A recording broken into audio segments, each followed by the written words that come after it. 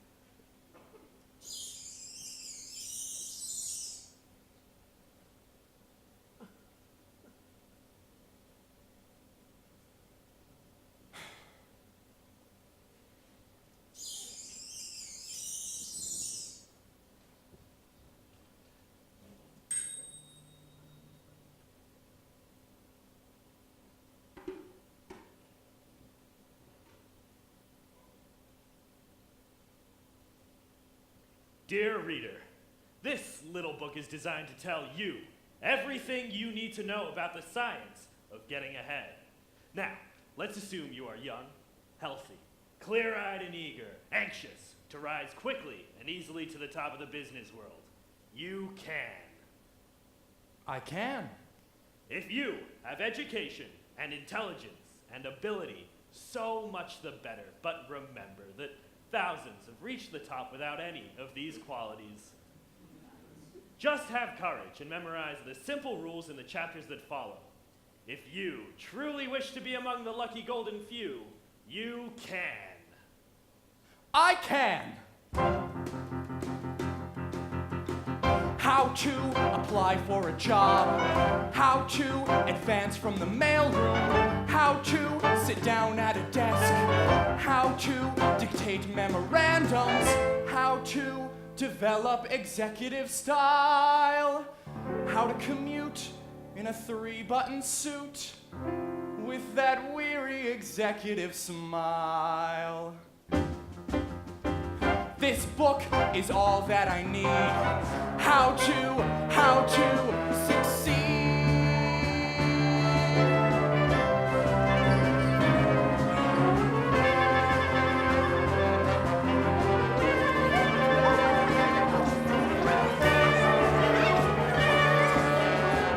How to observe personnel. How to select whom to lunch with. How to avoid petty friends. How to begin making contacts. How to choose the right company. Before applying for a job, make sure you have chosen the right company. It is essential that the company be a big one. It should be at least big enough so that nobody knows exactly what anyone else is doing. Hey, Joe, I got a complaint from our dealings about that last shipment of wickets. They only got half their wickets. They ordered 300,000. I know, Mr. Gash, but they ordered 2-tone wickets and we ran out. Ran out? What is this, a hot dog stand? Look, this is a worldwide wicket company. We're supposed to be the single largest producer of wickets in the world. Now take it easy, Mr. Gash. There was a problem over at our eastern unit. A breakdown. Oh, well, get on the ball. I want to keep Cleveland wicket-minded. Yes, sir. Say, Miss Matthews, any news about that breakdown? Oh, I feel much better. Say, Tackleberry, did you get my memo? No. My memo about memos. We're sending out too many memos, and it's got to stop. All right, I'll send out a memo. The right company! This book is all that I need. How to succeed.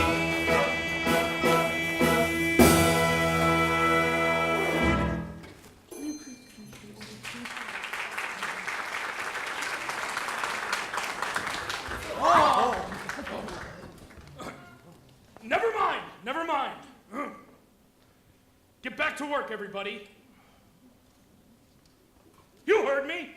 I said back to work. I'm sorry I bumped into you, sir, but I would like to apply for a job. A job? Do you know who I am? No, sir. I'm J.B. Bigley. I'm president of this company. That's who I am. In fact, that's who the hell I am. How dare you ask me for a job? I'm sorry, sir, but Why do you think I have a personnel man? Why do you think I have a whole damn personnel department? Son, you bumped into the wrong guy. Damn coal burning. Dithering, ding, ding, ding. I'm sorry. I know how hard it is to find a job. I've been through that sort of a thing myself. Thank you, miss. You're very kind. Could you tell me where the personnel office is? Personnel? It's right there. Oh, thank you. You're not discouraged? Of course not. I'm prepared for exactly this sort of thing. Say, my friend Smitty works in personnel. I bet she can help you. I'll go get her. You wait here. Oh, but miss, it's not really...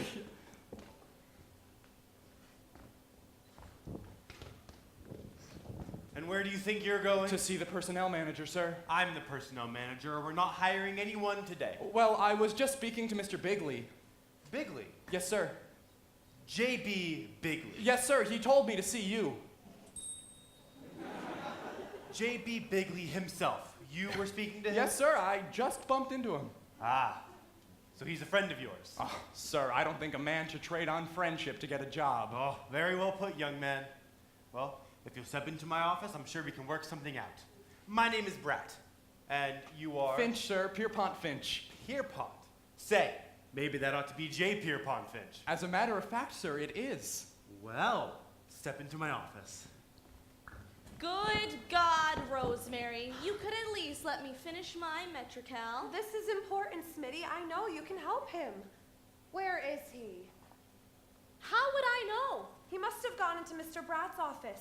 You go on in there. You're Bratt's secretary. He'll listen to you. But why this frantic, urgency? Please, Smitty, we've got to help this boy. But why? Fill me in, girl. Wherefore is this creep different from all other creeps? He's not a creep, Smitty. He's got this sort of noble courage, yet deep down, I feel like he's sort of helpless. Rosemary, your mother instinct is a big drag. Well, that's all settled. Nice to have you aboard, Finch. Happy to ship out with you, sir. Oh, let me do that. Who is that? That's my helpless friend. Isn't he adorable? Adorable, maybe. Helpless, no. My secretary will take care of the forms and getting your particulars. Oh, Smitty, this is our new Mr. Finch. Hello there. Hello. Hi, my name's Pilkington. Rosemary Pilkington. Oh, hello. Hi. Mr. Finch is going to be starting off in the mailroom.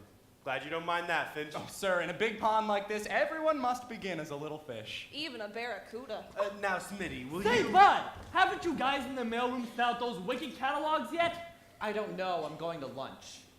At 11 o'clock? Why? Because I'm the boss's nephew. Oh, Bud. Mr. Finch, this is Bud Frump, Mr. Bigley's nephew. Bud, this is Mr. Finch. He's going to be working with you in the mailroom. Hello, Finch. I'm Bud Frump, Mr. Bigley's nephew. How do you do? Smitty, please take Mr. Finch's particulars. Yes, sir. Finch, nice to have you on our team. Glad to be playing with you, sir. Finch, you ambitious? Not necessarily. Good. Just keep that in mind. If you just remember who I am and remember who you are, we'll get along fine. If not, You'll go crying to your uncle. I beg your pardon, I do not go crying to my uncle. It just so happens that my mother is Mrs. Bigley's sister. If I feel that anything is wrong, I phone my mother. She phones Mrs. Bigley, and Mrs. Bigley phones Mr. Bigley. That's the democratic way. Mr. Finch, a man like you doesn't have to worry about someone like him. Smitty, you are going to get Mr. Finch's particulars? Ah, yes. Particulars. Now, Mr. Finch, the first question. Have you got a girl? A girl? No. Good. That's the right answer. I mean, it's very wise not to have a girl. I'm glad you understand, Miss Pilkington. Some women wouldn't. You see, I feel that when a man wants to rise in the world of business, a girl, or let's say an emotional involvement, can only lead to getting involved emotionally. That's very intelligent, Mr. Finch. Yes. Rosemary, are you through with Mr. Finch? For the moment. Fine. Now, if you'll just step into my office, we'll get our business done. Good luck, Mr. Finch. Oh, thank you. Miss... Pilkington.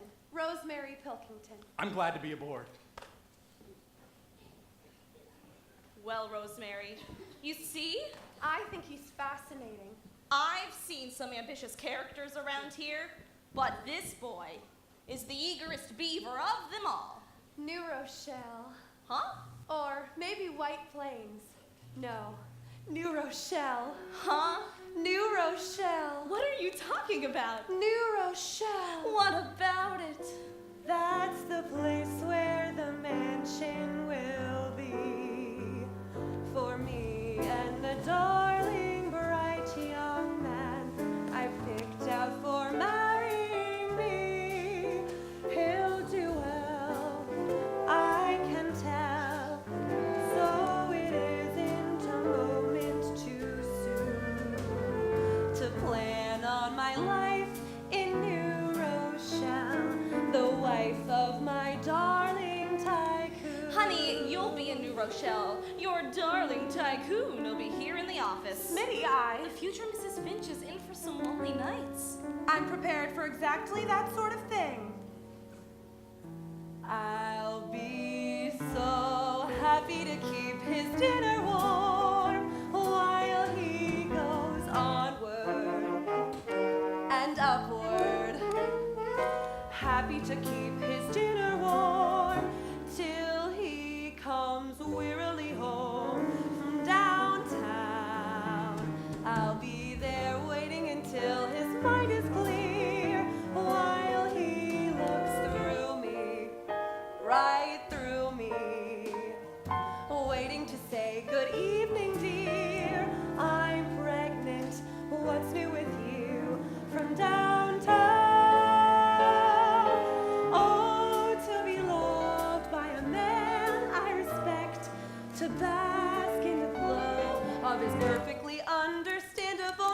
respect or to belong in the aura of his frown. Darling, busy frown, such heaven, wearing the wifely uniform while he goes onward and upward, happy to keep his dinner warm till he comes wearily home from downtown.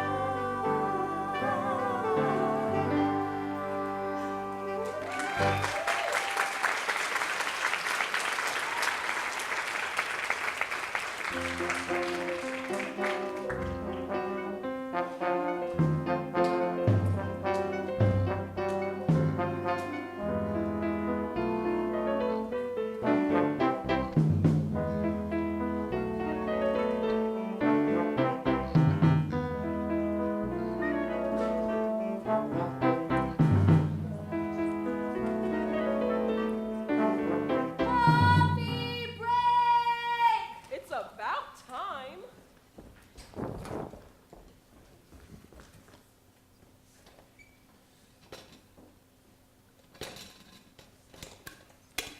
There's no coffee. No coffee? No coffee? No coffee? No coffee. No coffee!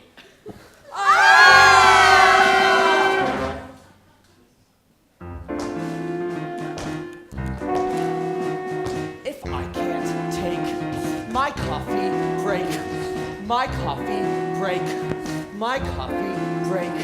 If I can't take my coffee break, something within me dies, lies down, and something within me dies.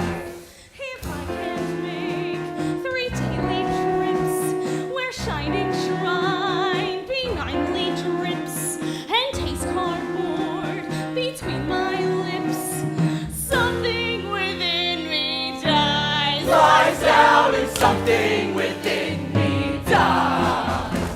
No coffee! No coffee! No coffee! No coffee! No coffee! No coffee! No coffee! No coffee! That office light doesn't have to be fluorescent. I'll get no paint in the head. That office chair doesn't have to be foam rubber. So if I spread, but only one chemical substance gets out the lead. Like she said, if I can't take my coffee break, my coffee break, my coffee break. If I can't take my coffee break, Gone is the sense of enterprise. all gone and something within me dies. No coffee, no coffee, no coffee, no coffee, no coffee, no coffee, no coffee, no coffee, no coffee, no coffee. Ah! If I can't take my coffee break, Somehow the soul no longer tries. somewhere I don't metabolize. Coffee, something within me. Coffee or otherwise, coffee or otherwise, coffee or otherwise, something inside of me dies.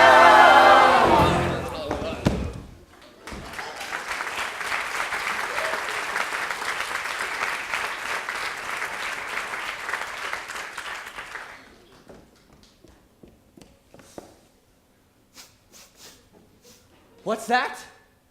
Coffee pot? Coffee!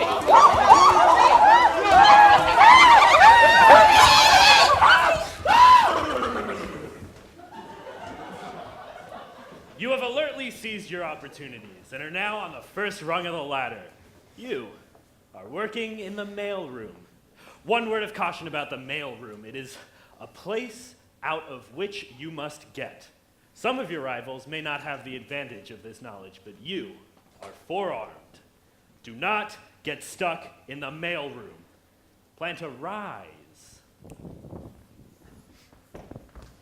Finch, where are you going? What have you got there? It's the executive mail. I'll take that.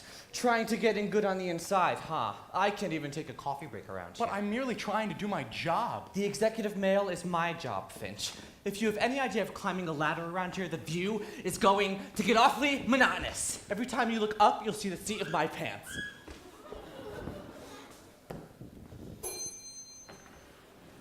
That's rotten, rotten, rotten. Bud Frump is just jealous of you. He's just trying to keep the big executives from noticing you. Thank you for defending me, Miss Pilkington. Please, call me Rosemary. Okay, Rosemary. Now, Mr. Finch. Oh, call me Ponty. Okay, Ponty.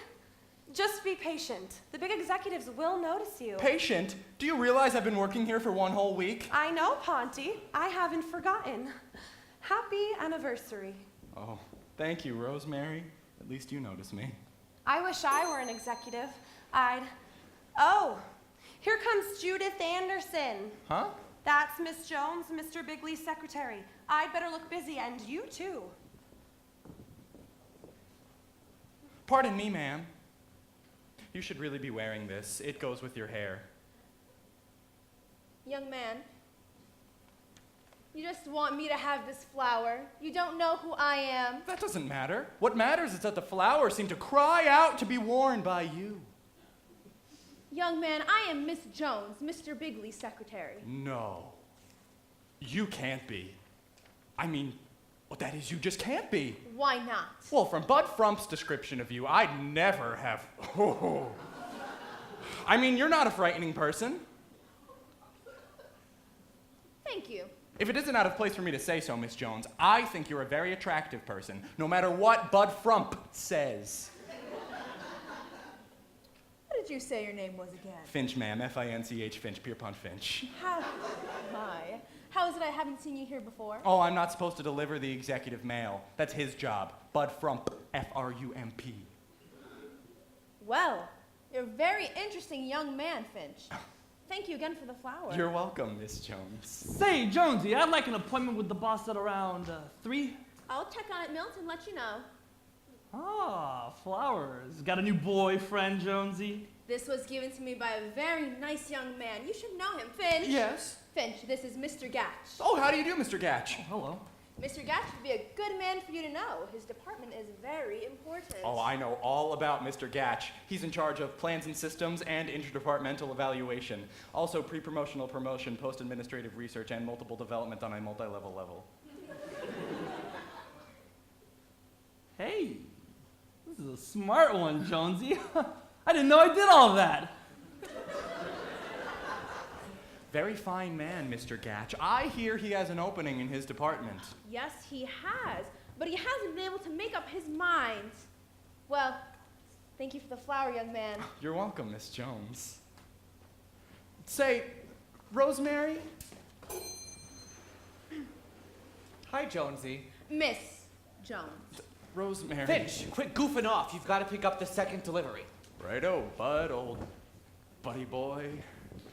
Gotta go to work now. Thanks for the flower, Rosemary. Thanks for the flower. You gave my flower to Miss Jones. Rosemary, surely you don't begrudge an old lady a moment of happiness. Well, I guess it is important for you to be nice to Miss Jones. I'm glad you understand. See you later, Rosemary. Well, Rosemary, how are you doing? Oh, I don't know. He's... Smitty, what's the opposite of a sex maniac? A businessman!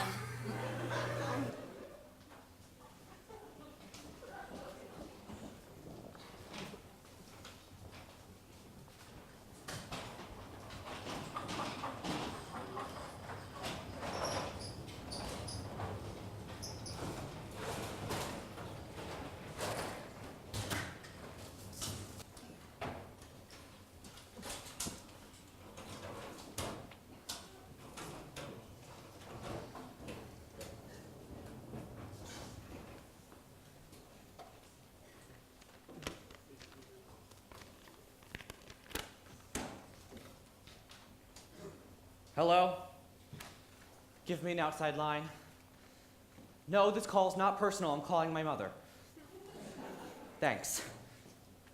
One of these days when I'm running the show around here, I'll clear out the whole... Hello? Mother? Bud. But I know I left without my sweater, but it's warm. Now look, Mother, I just found out something important. There's going to be a new head of the mailroom, and I want the job. You've got to call along Gertrude and... I know I'm next in line, but there's a new fellow working here that has me worried. Oh, he works hard, comes in on time, never goofs off. He's polite. You know, a real rat.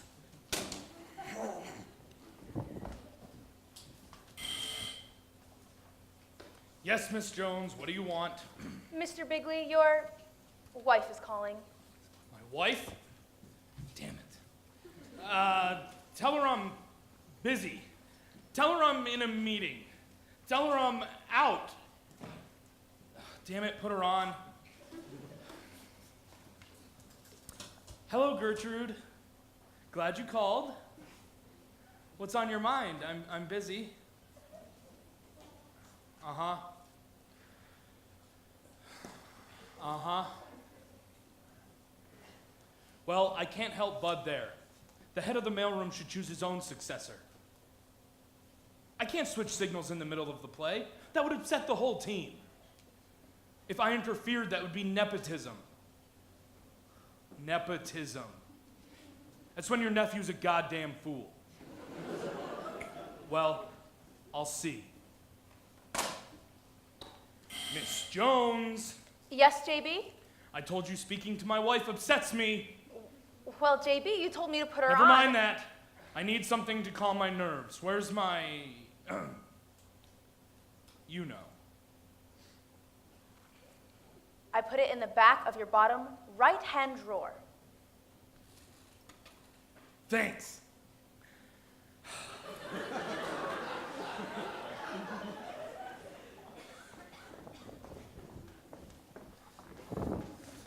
All right, boys and girls, let's get going.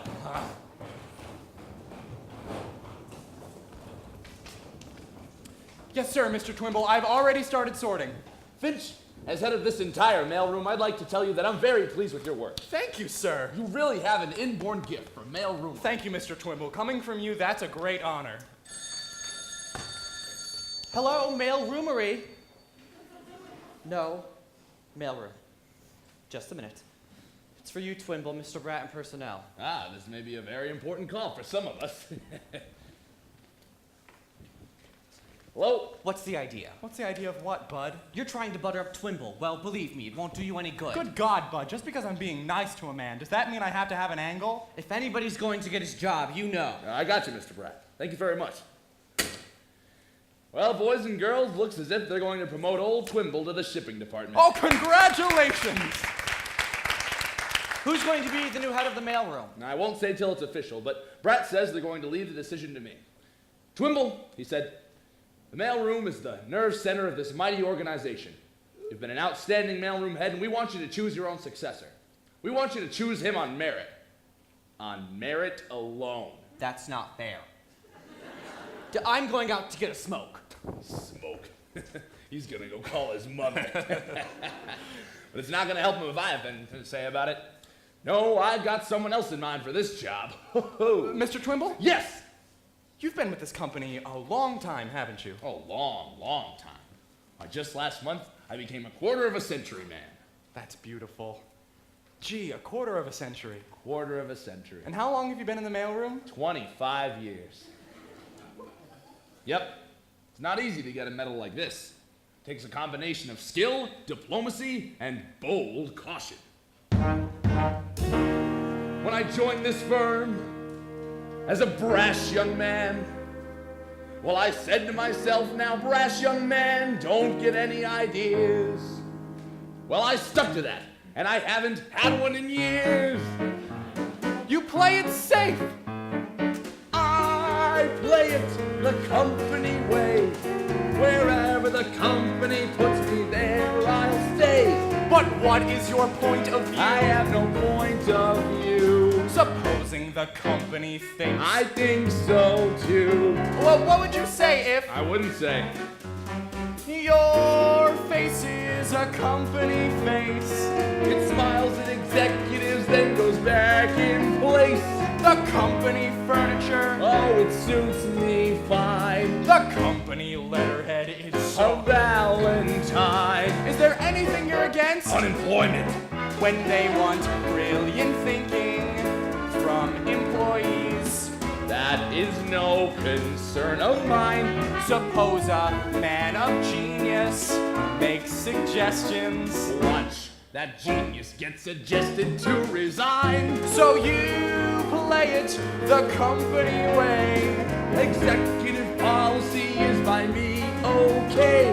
You'll never rise up to the But top. there's one thing clear. Whoever the company fires, I will still be here. You've certainly found a home. It's cozy. Your brain is a company brain. The company washed it and now I can't complain. The company magazine. Boy, what style, what punch. The company restaurant. Every day same lunch. Their haddock sandwich, it's delicious. I must try it. Early in the week. Do you have any hobbies? I've a hobby. I play gin with Mr. Bratt. And do you play it nicely? Play it nicely. Still, he blitzes me in every game like that. Why? 'Cause I play it the company way. Executive policy is by me okay. How can you get anywhere? Junior, have no fear. Whoever the company fires, I will still be here. You will still be Year after year after fiscal. Never take a risk all year.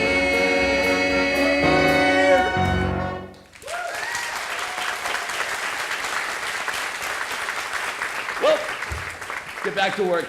They may be promoting me, but until then, the mail must go through. Hi, bud. How's your mother? What mother? What mother, he says. Ladies and gentlemen, well, Twimble, it's all set. As of today, you're head of shipping. Thanks, Mr. Bratt. Now, let's talk about your successor. Say, Brat, have you heard from my uncle today? No, bud. Well, go ahead, Twimble. Your shoes are going to be hard to fill, but who have you chosen to fill them? Well, Mr. Bratt, I've given it a great deal of thought, pro and con, and I think your man is young Finch. Congratulations, Finch. I'm going out for a smoke. Thanks, but I can't accept. Are you turning this job down? That's right, sir. I think there is a man who is better qualified. A man who has been here longer than I. Gentlemen, I recommend Bud Frump. You're kidding. Bud Frump? Well, this is something. I mean, surprise-wise. Well, as long as he feels that way. I'm going to call my mother and tell her. I don't understand. Mr. Twimble, let me explain. Knowing you has taught me a lot. Hello? Ah, yes, JB, this is Brat. It's the big boss. Uh-huh, I understand your problem, JB. Actually, we had picked somebody else. Oh, not to worry, JB. The young fellow we chose turned the job over to Bud. He thinks that Bud is better qualified. No, he doesn't seem to be out of his mind. He was explaining about it when you called. Go ahead, Finch. Mr. Twimble, the great thing you have taught me is that no individual is as important as the whole company. He says that no individual is as important as the whole company. The whole team is greater than any single player. The whole team is greater than any single player. The whole crew is greater than any one oarsman. The whole crew is greater than any one oarsman. The whole salad is bigger than any piece of lettuce. The whole salad is... Oh, you can hear him. The whole omelet is bigger than any egg. Oh, isn't that great, JB? Sort of chokes you up, doesn't it? His name? It's Finch. F-I-N-C-H. F-I-N-C. Yeah. Well, I'm going to be keeping an eye on him myself. Right? See you later, JB. Well, Finch, you got me off the spot with Mr. Bigley. Glad to help, Mr. Bratt. Oh, I appreciate it. Well, good luck, Twimble. Oh, Mr. Twimble, don't I have to take this mail to Mr. Gatch? Gatch. Gatch. Gatch. Gatch. Say, I just remembered. Mr. Gatch is looking for a junior executive in his department. He is? I'm going to talk to him about you. Me, a junior executive? Your thoughtfulness and generosity may have proven to be a very good thing for you. By George, ethical behavior always pays.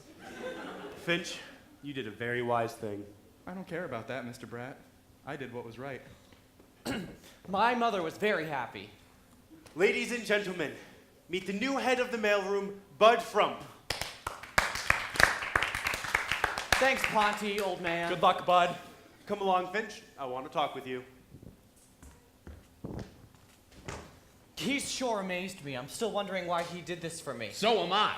I still think my original choice of a man was best. Now, wait a minute, Twimble. Ponty okayed it. It's just that he's the only one who's really qualified to take over the job. We'll have no reneging. I was promised the job. Now, wait a minute, Bud. I've been here a long time, a quarter of a century. I just want to make sure things are done the right way.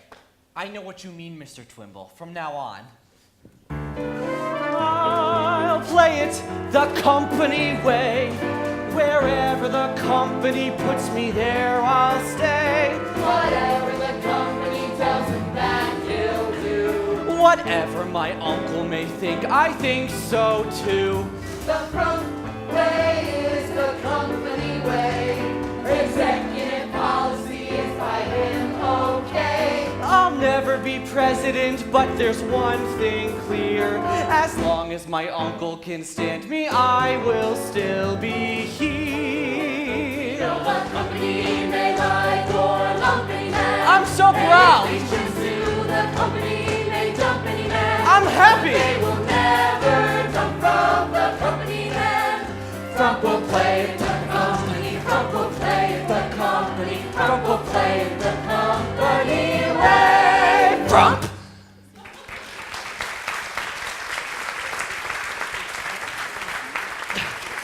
Come on, everybody, it's a celebration. I want to take all of you out to have lunch on me. You know what? Actually, that doesn't sound too bad. Yeah, that sounds good. Ladies and gentlemen, I have one more announcement to make. Mr. Gatch is taking Mr. Finch into his department as a junior executive. Wait a minute, just a minute. That lunch is Dutch. In fact, it's canceled. Wait a minute. Ponty, that's wonderful, wonderful. I told you to have patience. You were right, Rosemary. Thanks. You should have someone around all the time to help you think things through. Maybe I should. You know, Ponty, I'm always available. You're sure wonderful, Rosemary. One of these days, I hope I can show my appreciation and... Lunch. Huh? I said lunch. What about lunch? I'd love to. Love to what? You said, what about lunch? Gee, I thought you'd never ask me. Say, where will we go? There's this little tea room, a very cute place called the Hungry Tea. It's very reasonable. I'll get my things and meet you back right here. I didn't mean what about lunch. I meant what about lunch? I'm... Say, Finch! Yes, sir, Mr. Gatch. How's the young junior executive feeling? Oh, fine, Mr. Gatch, fine. Come on, I'll go buy you lunch in the executive club up on the roof. Lunch? In the executive club? Me? Yeah, sure. Now that you're a junior exec, I can put you on my expense account. Oh, it's a great honor, Mr. Gatch. I'll get my coat. Okay, I'll meet you at the elevator.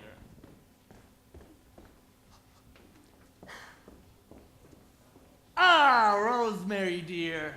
Seeing you always brightens up my days. Oh, please, Mr. Gatch. Oh, I've got to stop reading Playboy. Rosemary, I've got a surprise for you. Mr. Gatch is taking me to lunch. To lunch. Yep, how do I look? Just fine, Ponty. You look just fine. Have a good time. Thanks, Rosemary. If you have followed the simple rules exactly as outlined, you should by now be a junior executive. Congratulations! Nothing can stop you now. Happy to keep his dinner warm till he comes wearily home.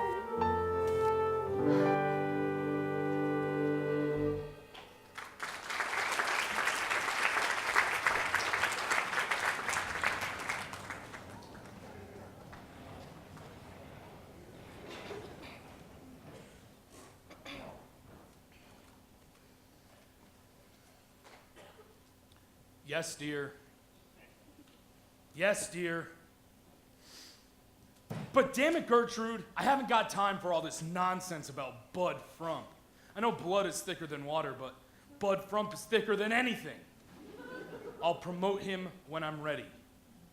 And the next time he calls his mother, and she calls you and you call me, You're all fired! Yes, Miss Jones? JB, there's a young lady on the phone who insists on speaking with you. She says it's personal. What's her name? What does she want? She says you'll know. Oh. Put her on. Put her on. Hello? Well, you know I wouldn't forget. I'll take care of everything. Just a minute. Miss Jones, get me Brat and personnel right away. You'll be here tomorrow. Fine. Bye. Brat? It's JB. I'd like you to do me a favor. I was wondering if you have a spot for a young lady. Wants to be a secretary. She's an old friend of the family's. Her father was a classmate of mine at Old Ivy. She's a bright girl. Got a good head on her shoulders. Her name's LaRue. Hetty LaRue.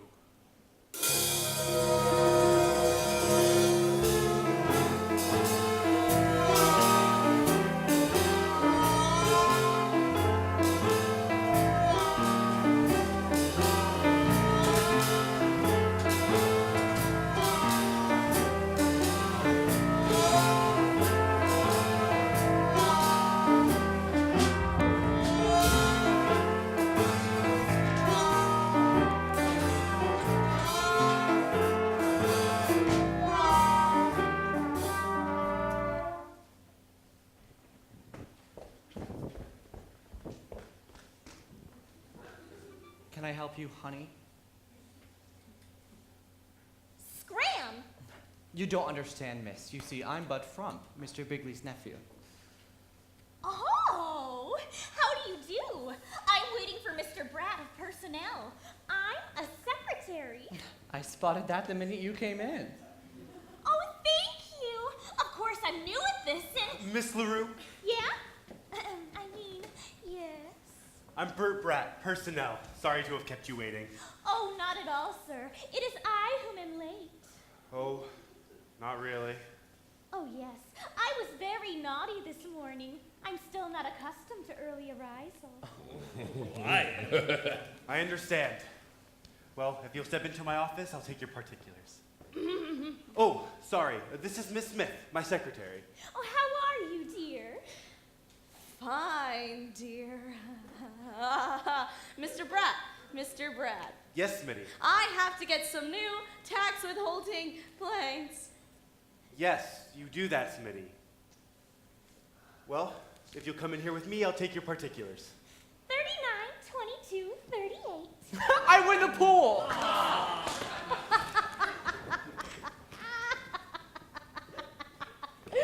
Oh, boy. She's just... something. She sure is. Ladies and gentlemen, one moment, please. Say, Brett, I need a new secretary. So do I.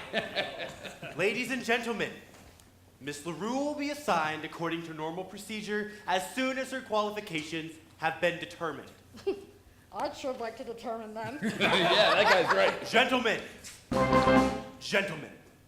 a secretary is not a toy. No, my boy, not a toy to fondle and dandle and playfully handle in search of some puerile joy. No, a secretary is not, definitely not, a toy. A secretary is not a toy. No, my boy, not a toy. So do not go jumping for joy, boy. A secretary is not. A secretary is not.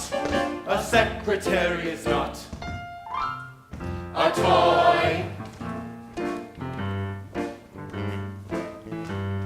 A secretary is not to be used for play therapy. Be good to the girl you employ, boy. Remember, no matter what neurotic trouble you've got, a secretary is not a toy. a highly specialized key component of operational unity, a fine incentive mechanism to serve the office community. With a mother at home she supports, And you'll find nothing like her in FAO Schwartz. A secretary is not a pet, nor any rector set. It happened to Charlie McCoy, boy, they fired him like a shot. The day the fella forgot, a secretary is not a toy.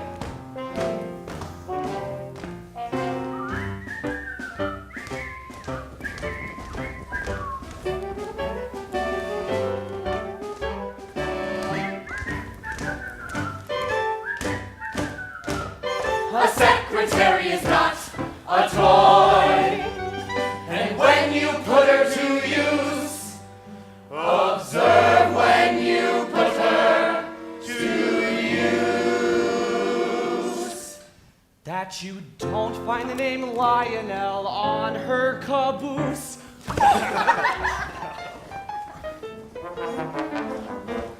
A secretary is not a thing, bound by key, pulled by string. Her pad is to write in and not send the night in.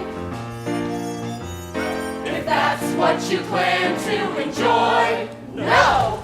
The secretary you got is definitely not employed to do a gavotte. Or you know what? Before you jump for joy, remember this, my boy. A secretary is not a tinker toy.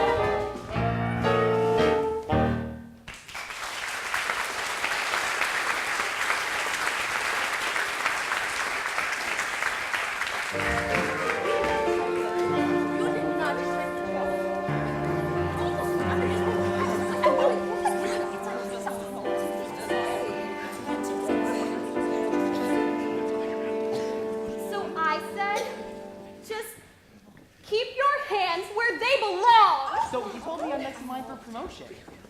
So I said, just keep your hands where they belong. So he said I'll be head of sales in a year with a raise and... And I said, just keep your hands where they belong. I'm dying to see that new production chart. So what the hell? I'm having dinner with him. Yeah!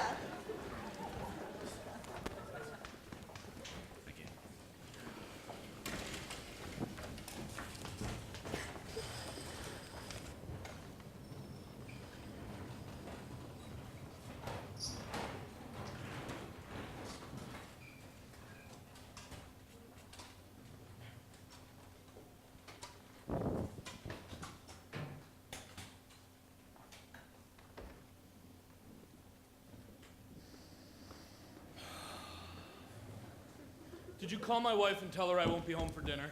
Yes, JB.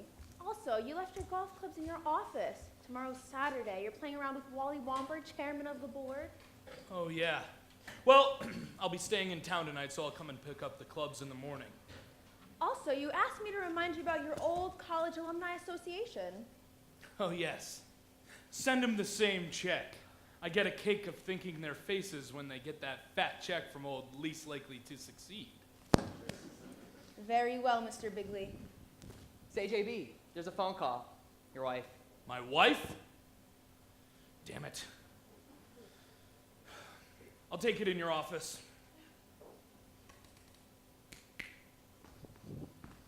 That's all, Miss Jones.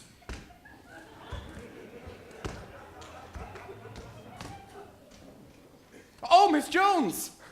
Oh, hello, Ponty. How's the young junior executive? Fine, Miss Jones. Thanks to the helpful advice I've been getting from you. Well, I'm glad our little talks have proven valuable. They sure have. Oh, by the way, good luck tonight. Good luck. Yes, in the bowling tournament. I hear that you're the best bowler on the ladies' team. Oh, well, how sweet of you to be interested in something like that. Oh, I'm fascinated by the hobbies of people I like. Say, would you like to come watch us bowl tonight? Gee, I'd love to, Miss Jones, but I should go to bed early. I'm working tomorrow. On a Saturday? Nobody around here works on a Saturday, Ponty, you're a very unusual boy. You'll go far. Miss Jones, it means a lot you're saying that, because you're Mr. Bigley's secretary, and he's the man I most want to emulate. He's so capable and thoughtful. I heard him remembering to send a check to his old school. Harvard, isn't it? Harvard? Don't you ever let JB hear you say that. He's a groundhog. But where did he go to college? Old Ivy. Old Ivy? Yes, they're groundhogs. JB is very proud of his old university. Well, good night now, Ponty. Good night, Miss Jones. Oh, and don't work too hard. Oh, don't worry. I won't. Hello, stranger. Oh, hi, Rosemary. Hi, Smitty. Hi, Ponty. Been a long day, hasn't it? Sure has. I haven't seen you since you started your new job. I've been working pretty hard. It's been a long day.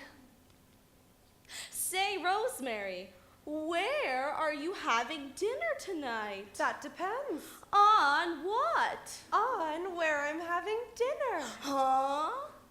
Oh.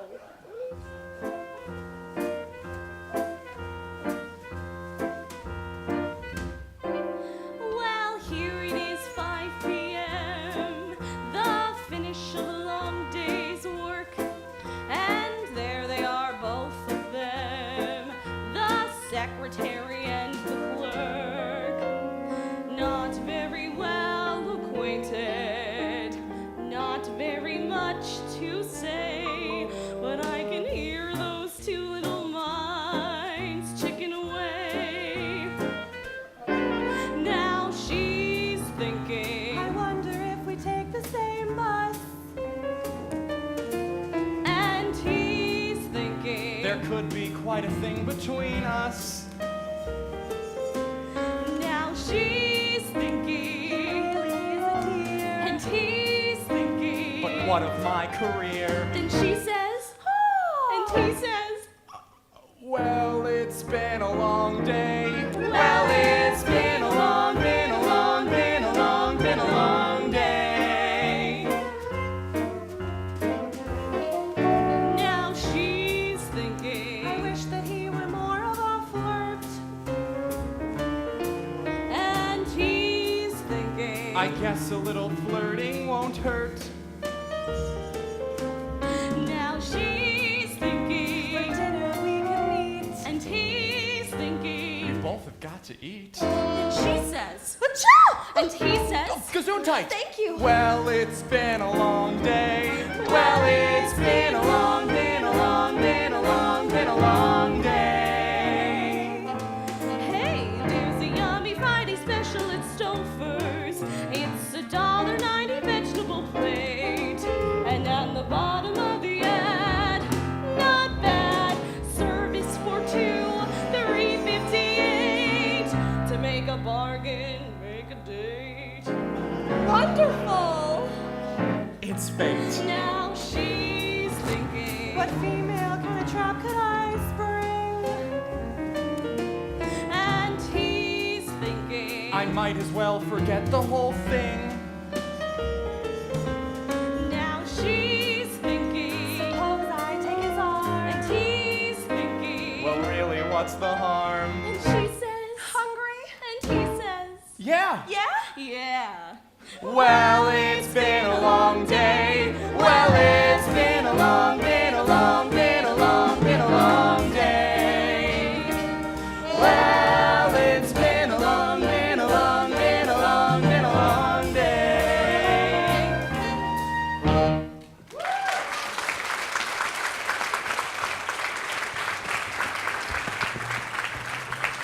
Blithering, blathering.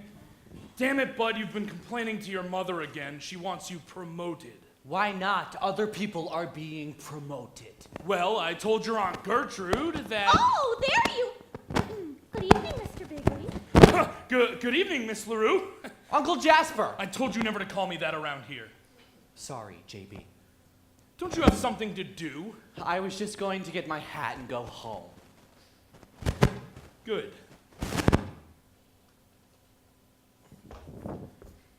How do you like the new job, Miss LaRue? It's a big fat nothing! Sweetheart, you can't talk that way around here. I thought you were going to help me be a big businesswoman like Helena Rubinstein or Betty Crocker. So what happens? I'm stuck in the goddamn stenographic pool with no one to fish me the hell out. Angel, yes, Miss LaRue. In a large operation like Worldwide Wickets, there are many multiple facets which are very important in the scheme of things. Hetty, I promise. I give up a wonderful job. Head cigarette girl at the Copa. But the surroundings. You said you hated all those men staring at you, making advances? It's no different around here in big business. At least at the Copa, when I got pinched, I got tipped. Around here, a girl can't bend down to pick up a pencil with confidence. You mean someone's been bothering you? Oh, yes, Miss LaRue, in a large operation like Worldwide Facets, there are many multiple wickets and things that are important, and who pinched you? Look, I don't care about that. You did not keep your part of my bargain. Sweetheart, I meant every word. I'll tell you what, I'll meet you at your place in 10 minutes and we can talk it over. No. But Angel! Oh, yes, Miss LaRue. In a large operation like Worldwide... Why don't you go home? I'm waiting for the elevator. Why don't you walk down? It's 30 floors. Why don't you jump?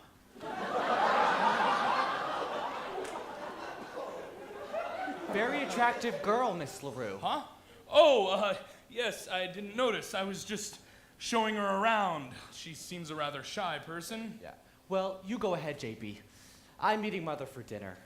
She loves dinner with me. I tell her everything that happens all day at the office.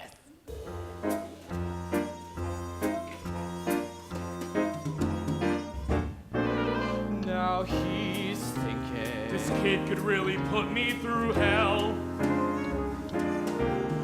And she's thinking. It could even name a hotel. Now he's thinking. I wonder if he dares. And she's thinking. There's blackmail in the air. And she says. It's a holdup! And she says. Down. Wait a minute. Okay, you're promoted. Well, it's been a long, been a long, been a long, been a long day. Well, it's been a long, been a long, been a long, been a long day.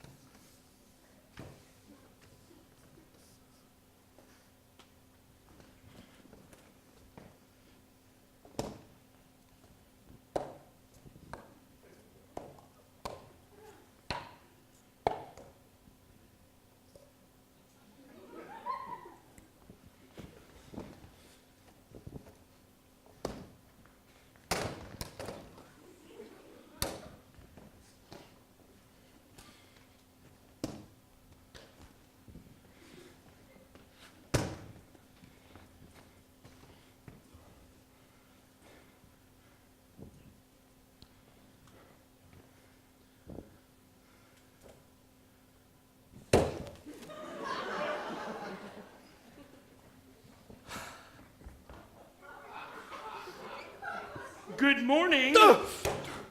Is it morning already, sir? My God, have you been here all night? I just had a few things to catch up on. I shouldn't be here much longer. By George. I'm sorry, your name slips my mind. Oh, Finch, sir. F-I-N-C-H, Finch. Finch? I've heard a lot of good things about you from my scouts. Oh, thank you, sir. You know, Finch, it's good to see a man in there carrying the ball. You make me feel a bit guilty. I'm just here picking up my golf clubs. I'm playing around with old Wally Womper. He's chairman of the board, you know. Oh, I imagine one has to do that sort of thing once in a while. Well, don't work too hard, Finch. There are limits, you know. Don't worry about me, sir. I'll just go get my clubs.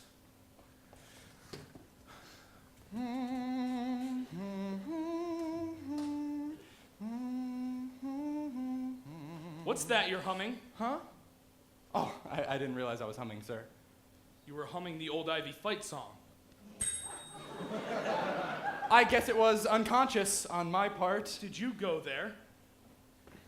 Were you a groundhog? Oh, well, sir. Go on, say it, boy. I know a lot of men who have an inferiority complex about not going to Yale or Princeton. You're not ashamed of Old Ivy, are you? Oh, no, sir, not a bit. Well, that's the groundhog spirit. Say, what year?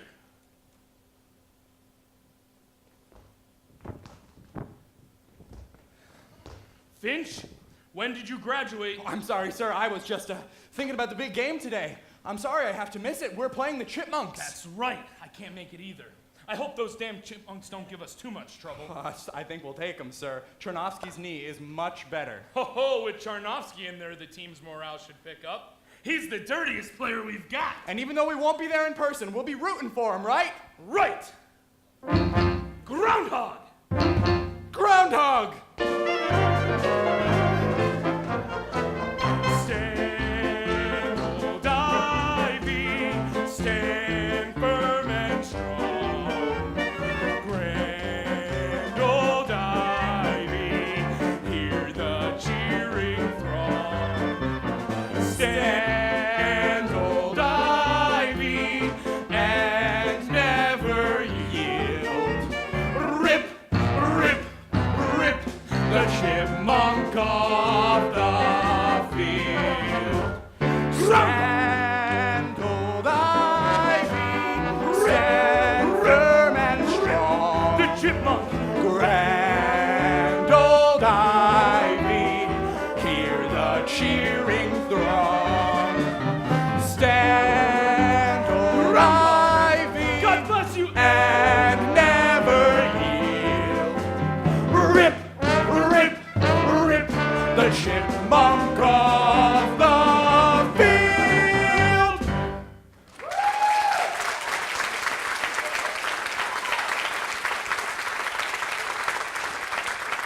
I enjoyed that, sir.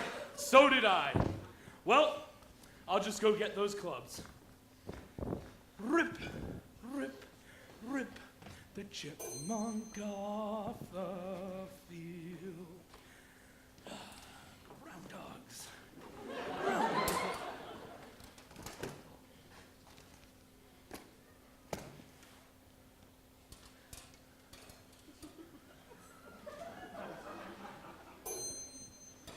$26, $27. What's that you're doing? Oh, I'm sorry. I just wanted to finish this row.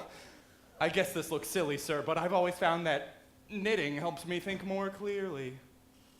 Well, I'll be damned. I knit too. Really? Yep, been doing it for years. Helps calm my nerves.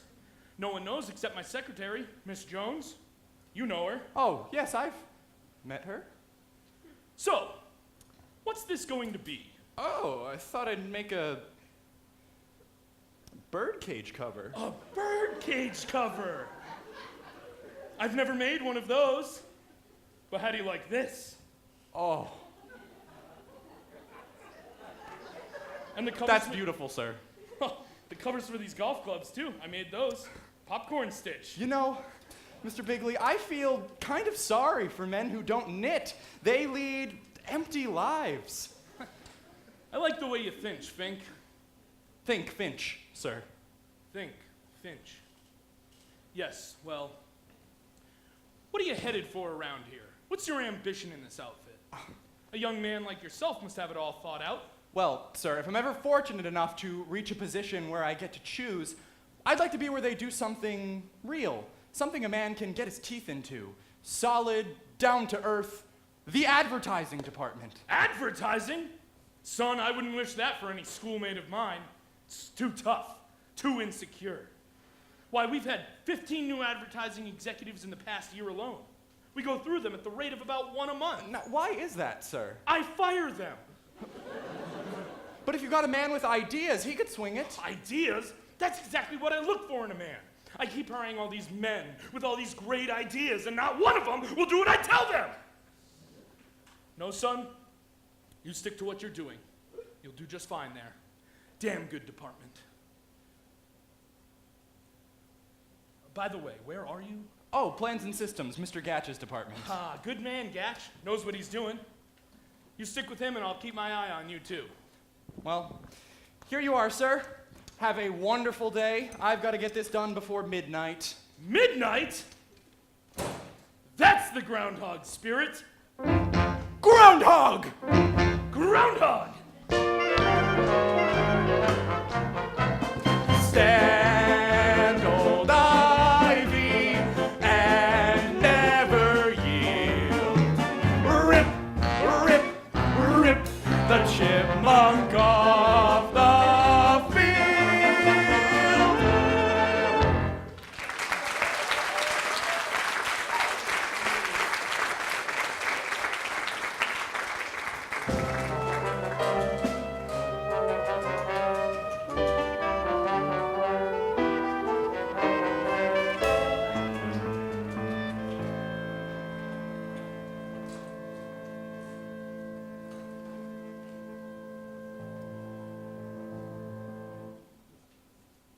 Hello, Brat.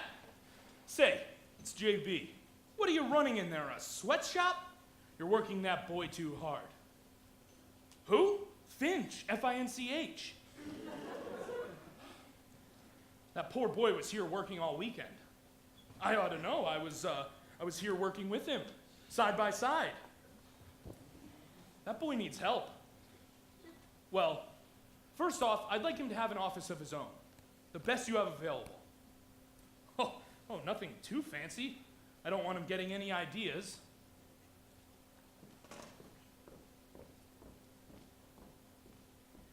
Knock, knock. Hello, Oh, Ponty. Miss Pilkington, come on in. How do you like it? Your first office. It's beautiful. It's not bad considering. I did want my name on the door, but I decided not to ask because there's no door.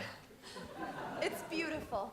I can only stay a moment. I just wanted to tell you I had a great time the other night. Oh, me too. I enjoyed the conversation. It was very... Well, I guess I talked all the time. I liked it. Just one thing, Ponty, about what happened later. I mean, when we said goodnight. It was our first date, and I don't want you to get the wrong impression of me. It's just that, well, I guess it's natural for a fellow to try to get a little fresh or maybe make a pass at a girl, but you didn't do anything. I had to get up early. Sir? Oh, Miss. Oh, I'm Miss LaRue, honey. What can I do for you, Miss LaRue? A secretary was ordered to be assigned to you. I'm your assignation. You didn't tell me you were getting a secretary. I just found out myself. Well, happy dictation, Ponty. Bye. Now, Miss LaRue, won't you take a seat? Thank you. Now, Miss LaRue. Oh, just call me Hetty. Well, I think that perhaps in a business relationship You're we... cute. Excuse me a moment. Choosing a secretary can be fraught with peril. Take a good look at the young lady who has been assigned to you. If she is so attractive that things seem too good to be true, be very careful. It may be that one of the big men in the company is interested in her career. There's a simple test for this. Check on her secretarial skills. The smaller her ability, the bigger her protector.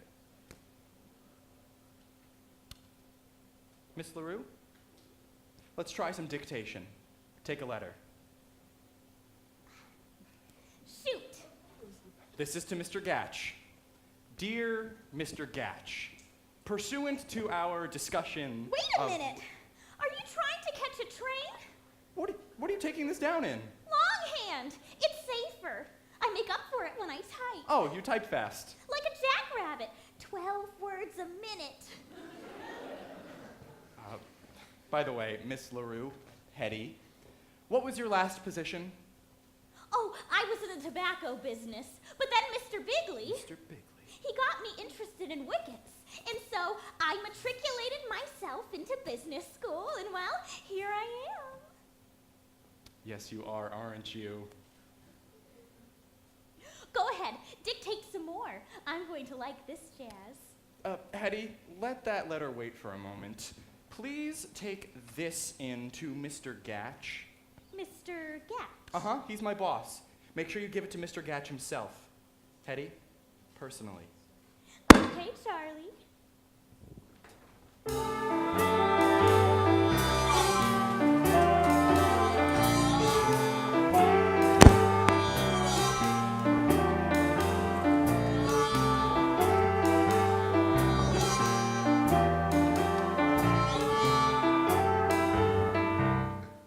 Hello, Mr. Gatch's office. One moment, please. Mr. Gatch, Mr. Finch's secretary is outside, and she said she'd like to see you. Personally. Well, have her come in. I'll get her. Mr. Gatch? Ooh. Hello. I'm Mr. Finch's secretary. He asked me to give you this. Say, what are you doing tonight? I've got a date with my gentleman friends. Oh, come on. You're in the big time now. Don't fool around with small fry.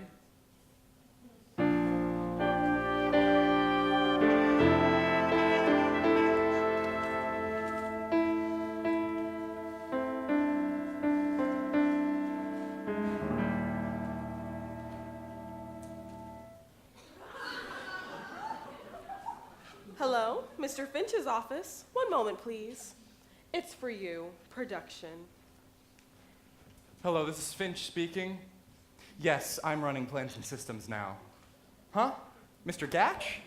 Oh, he's been transferred to one of our out-of-town offices. Venezuela?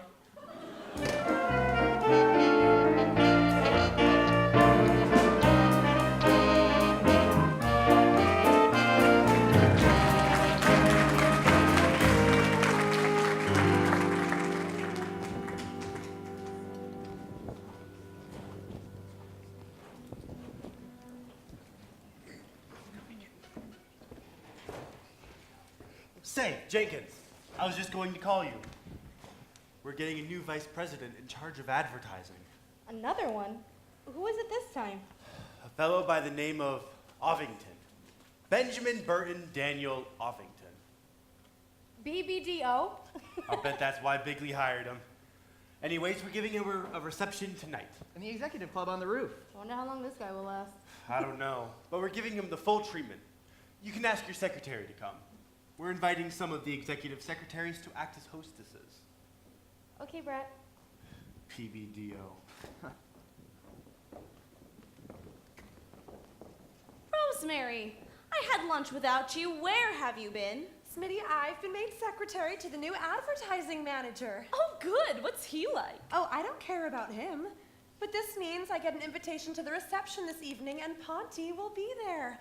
Smitty, I've been dreaming of a chance like this. Ponty's never seen me all dressed up. You know, glamorous. Do you know what this is? Your lunch. Smitty, this is the answer on how to succeed with Finch. It's a new dress, and it is just beautiful. Oh, I hope it works. Good luck, Rosemary. Thanks, Smitty.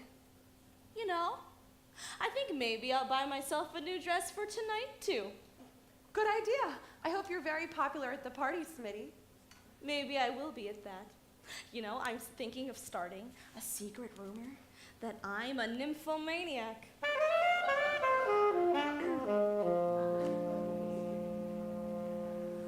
I slipped out this afternoon and bought some love insurance, a most exclusive dress from Gay Paris.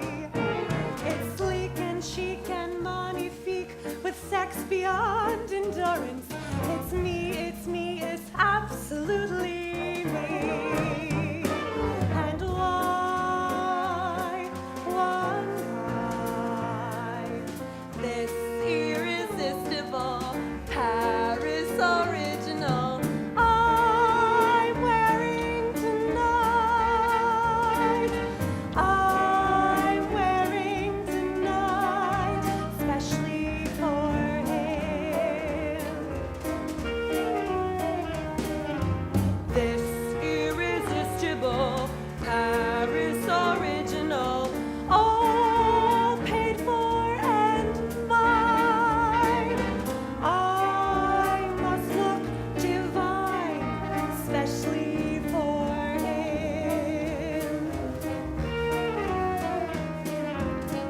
suddenly he will see me, and suddenly he'll go dreamy, and blame it all on his own masculine whim, never knowing that this irresistible Paris original, so temptingly tight, I'm wearing tonight, especially for him.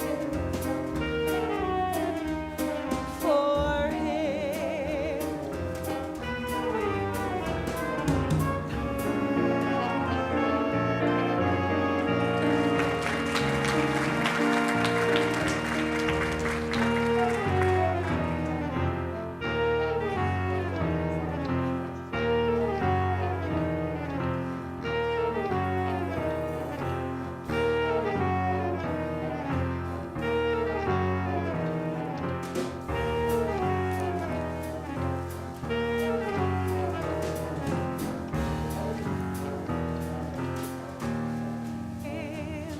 For him, this irresistible Paris original, I'm wearing tonight. She's wearing tonight, and I could spit some irresponsible dress manufacturer just in playfair. I'm one of a pair, and I could. Oh no! This irresistible Paris original, all slinky with sin, already slunken, and I could die, and I could kill her, and I could. This irresistible Paris original, trace sexiness. God damn it, voila! And I could spit. Oh no! One more! Good lord. You, me, her, she. Good evening, ladies.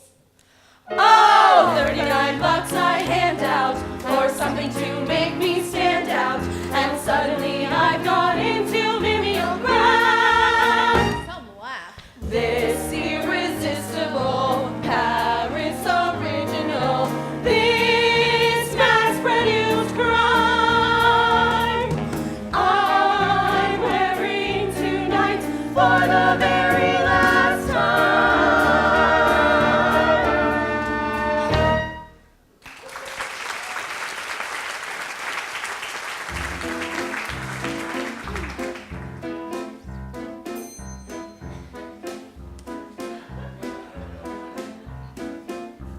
What a dress! Hetty, will you have a drink? I never touched anything alcoholic before 5 p.m. It's 10 after 5. Which way is the booze? Right over here. I'll have a double martini.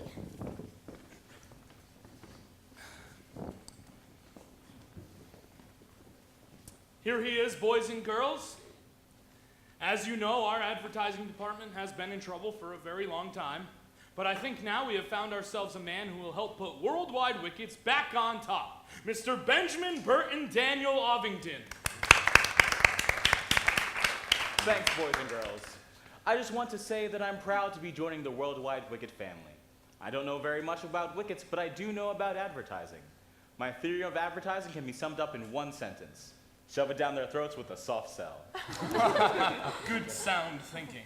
And I'd like to say that my... Benjamin Burton Daniel Ovington. What the hell kind of name is that? But I'd like to say that my... Bud. You call this a double martini? There's only one olive in it. Say, Bud, JB wants you to take Miss LaRue home. She doesn't seem to be feeling well. Oh, I'm feeling feeling fine. You feel terrible. I'd like to say that my Hey, theory... Finchie, let's dance. I'm already dancing with Rosemary. Everybody dance! Furthermore... Ow! Come on, Hetty. No games. Come on, Hetty. JB wants me to take you. But you must have heard the rumor.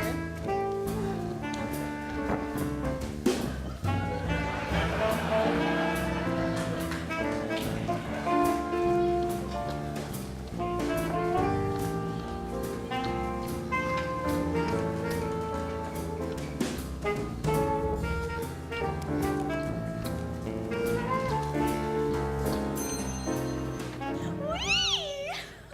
That elevator made me dizzy. Come on, Hetty. What I need is a shower. JB wants me to take you home. No, I'm going to JB's office. JB has a private shower. I'm going to take a shower and then come back to the party.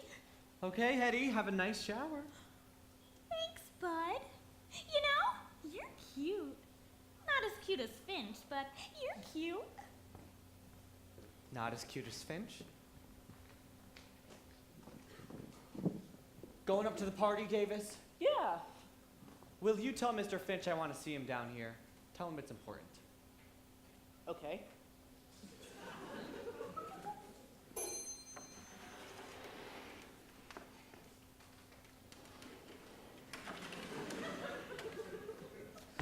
Old sexy Hetty is in there taking a shower, and I've got a little something up my sleeve. Ole!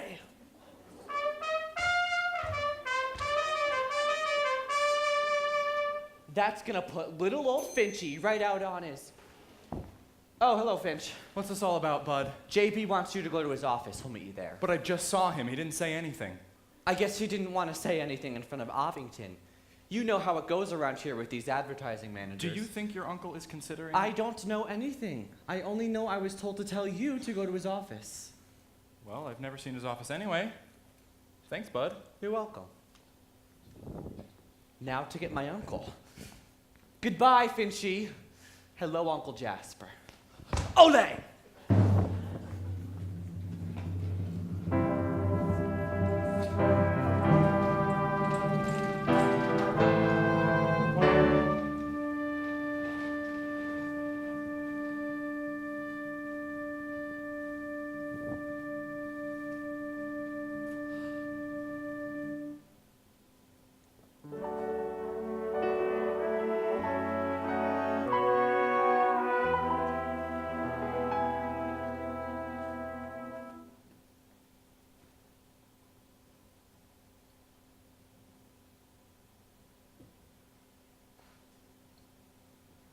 Someday. Someday.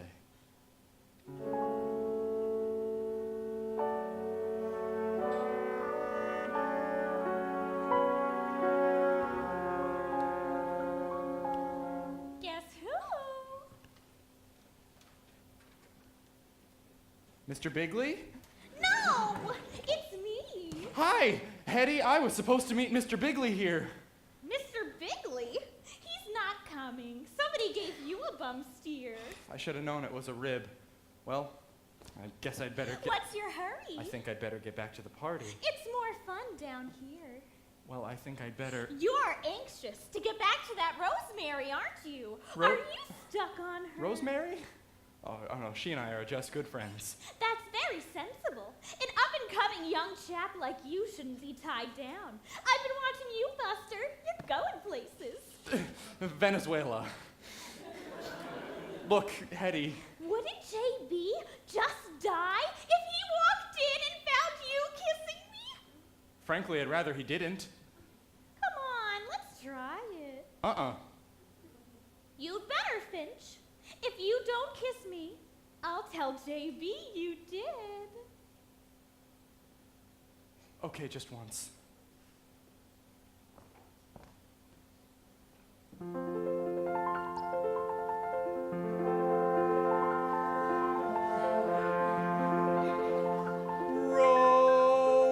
Rosemary, Can't you hear it? Rosemary. Rosemary! That kiss? What about that kiss? Rosemary! It is highly insulting to think of two broads in the middle of one kiss. Oh, I'm sorry, Hetty. Something happened to me. I can't explain it. Finch, you are in love. That's it! Oh, Finch is in love! It's like music all around me. Oh, it's like a symphony. I must have been in love with her ever since she took my particulars. And you found this out by kissing me? Yes, Hetty. I don't know my own strength.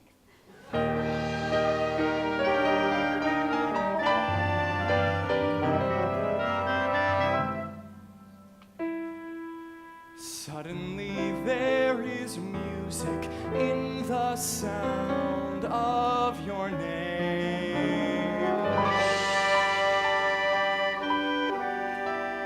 Rosemary.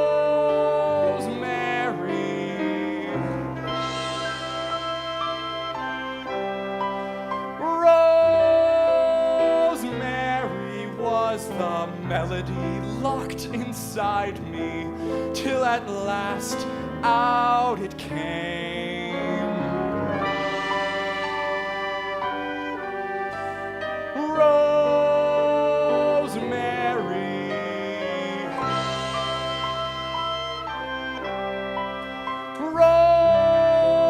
Rosemary, just imagine if we kissed. What a crescendo!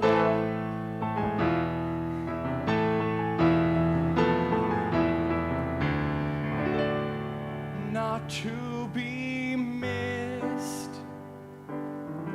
As for the rest of my lifetime program, give me more of the same.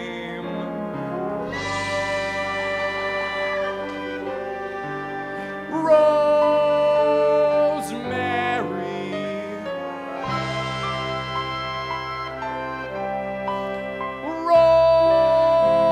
Rosemary, there is wonderful music in the very sound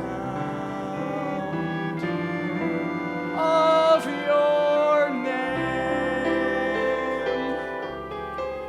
Ponty, I heard Bud Frump talking at the party. Where is she? Rosemary, something wonderful has happened. What are you talking about? Can't you hear it? Can't you hear it? Suddenly there is music in the sound of your name. I can't hear a thing. Rosemary. Just listen, it's all around me like a beautiful pink sky. Now look here, J. Pierpont Finch. Have you lost your mind? Rosemary, darling, will you marry J. Pierpont Finch? Oh, I hear it. I hear it. I hear it. I hear it. Suddenly there is music in the sound of your name.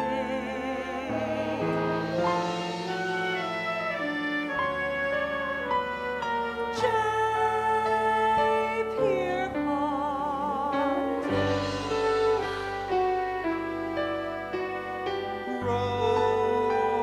Rosemary, just imagine if we kissed. What a crescendo!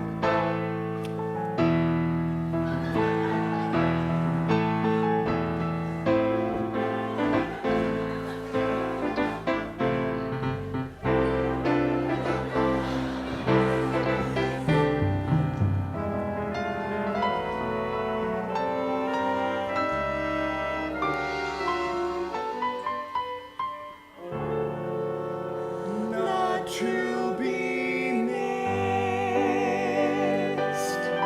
As for the rest of my lifetime program, give me more of the same.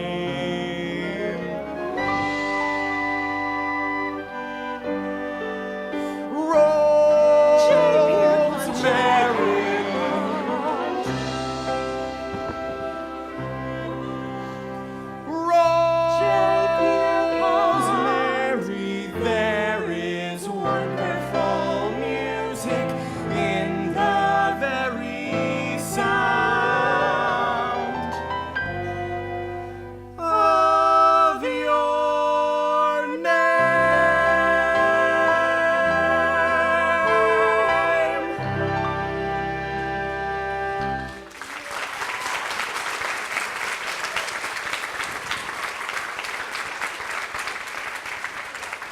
Oh, honey, I've been so wrapped up in trying to get ahead that I never realized. It's as though I'm seeing you for the first time. And I'm seeing you for the first time. And you've got on 2 different kinds of lipstick. Mine and hers. Rosemary, this is very easily explained. You don't understand. Yes, I do. Well, don't let me keep you. Go on. Go back to making love to her. Kiss her. Take her home for the weekend. I don't care. Oh, what will I do? Let's do what she said. Uh-oh. Oh, get back in there. I have nothing to hide. Yes, you do, and keep it hidden. You snake. Now, kiss me.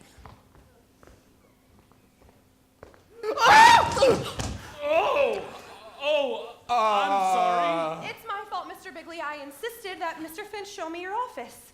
Yes, well, I actually, I just came in to wash up. Oh, excuse me.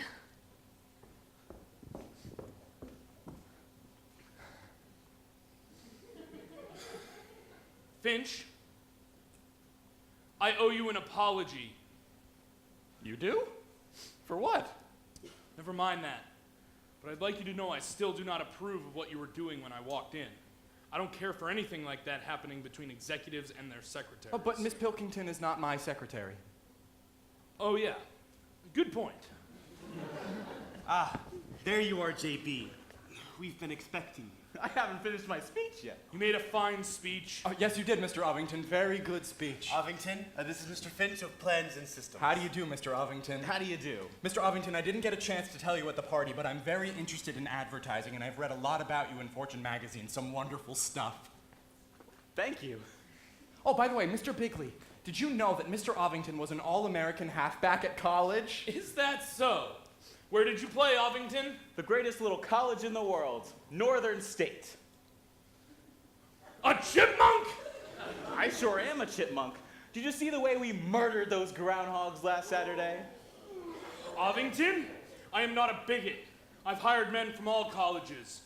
Trojans, Bulldogs, Badgers, Dolphins, but never a chipmunk! Your resignation is accepted.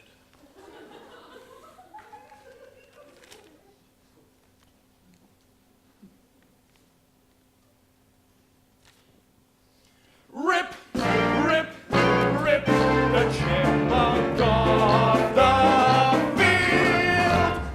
Chipmunk raw, chipmunk! That was a narrow squeak. It was a big shock to me. Finch, it's a good thing you're on the ball when it comes to advertising. Say, JB, what are we going to do for a new advertising manager? Finch, maybe it's fate you're here at this very moment. You've always wanted this rotten job. Do you think you can handle it? Oh, I don't know, sir. Well, if there's one thing I admire in a man, it's humility. Finch, I'm making you vice president in charge of advertising. Me? A vice president? JB, I don't want to question your decision. Finch is very bright, but he's rather inexperienced. I like him. I like him. I think we've hit on something here, Brat. This boy is loaded with great ideas. Ideas? Tell us some of them, Finch. Well, I haven't had time to figure them Go all. on, son. How about those ideas? Well, sir, I don't know if now is the best time for... Put up or shut up. Well, the thing is, Mr. Get on the ball or you'll be out like a shot. But, sir, I'd like to be able to give you a clear-cut campaign. Say, JB, the plans board is meeting day after tomorrow. Finch can tell us all of his ideas then. Fine, Finch. You have 48 hours to make an advertising presentation. Better get started.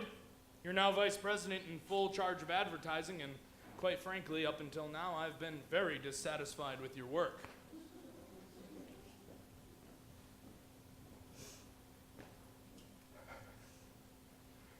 I don't care what happens.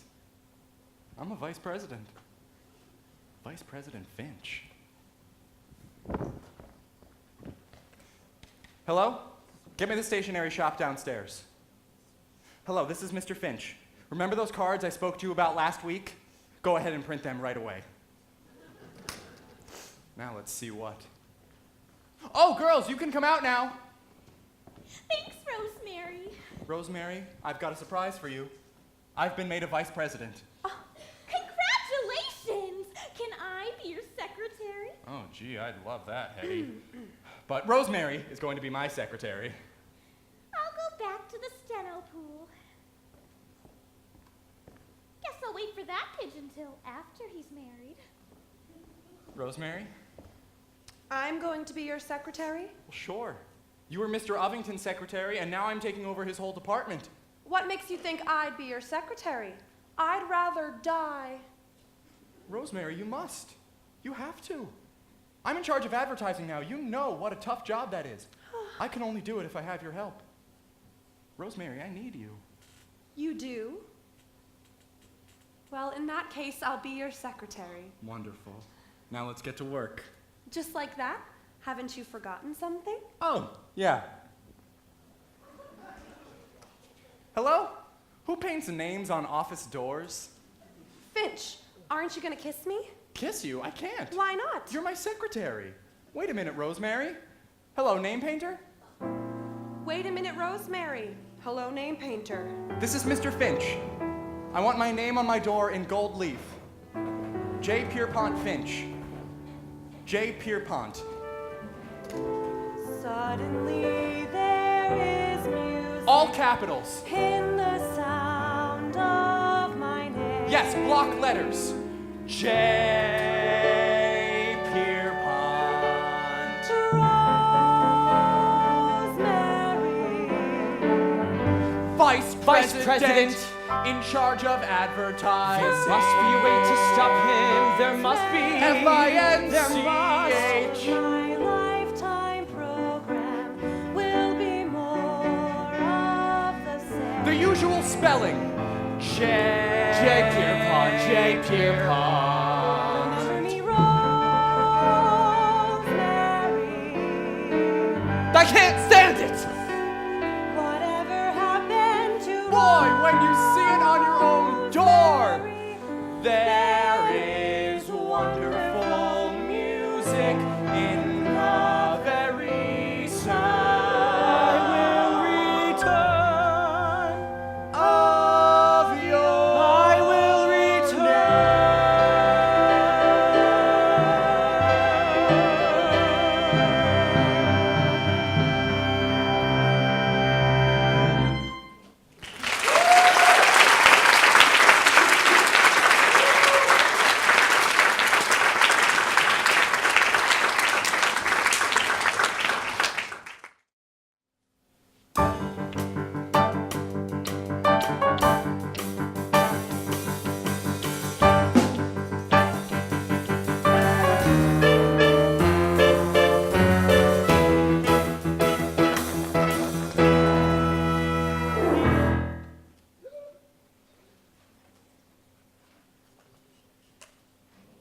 So, you are now a vice president.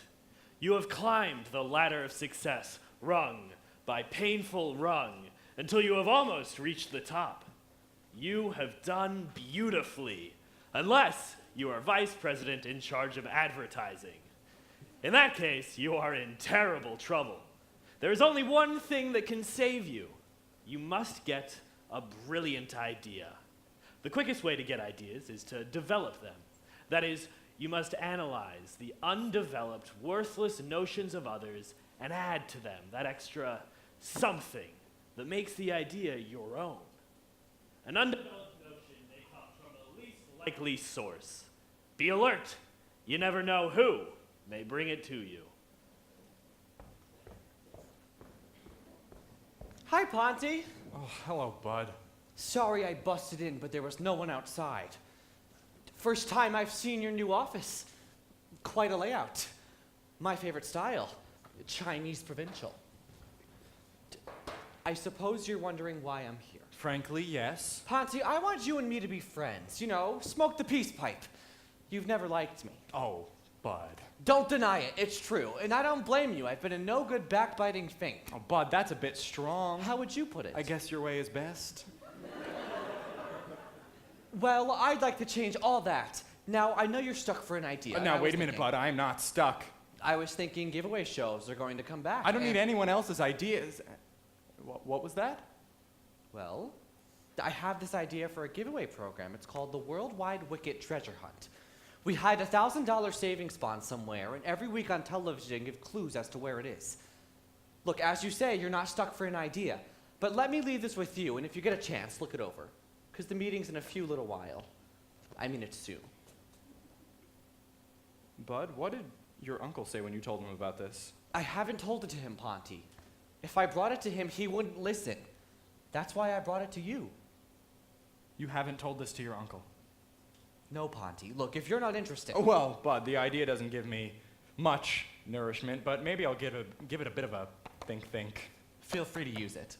I have returned!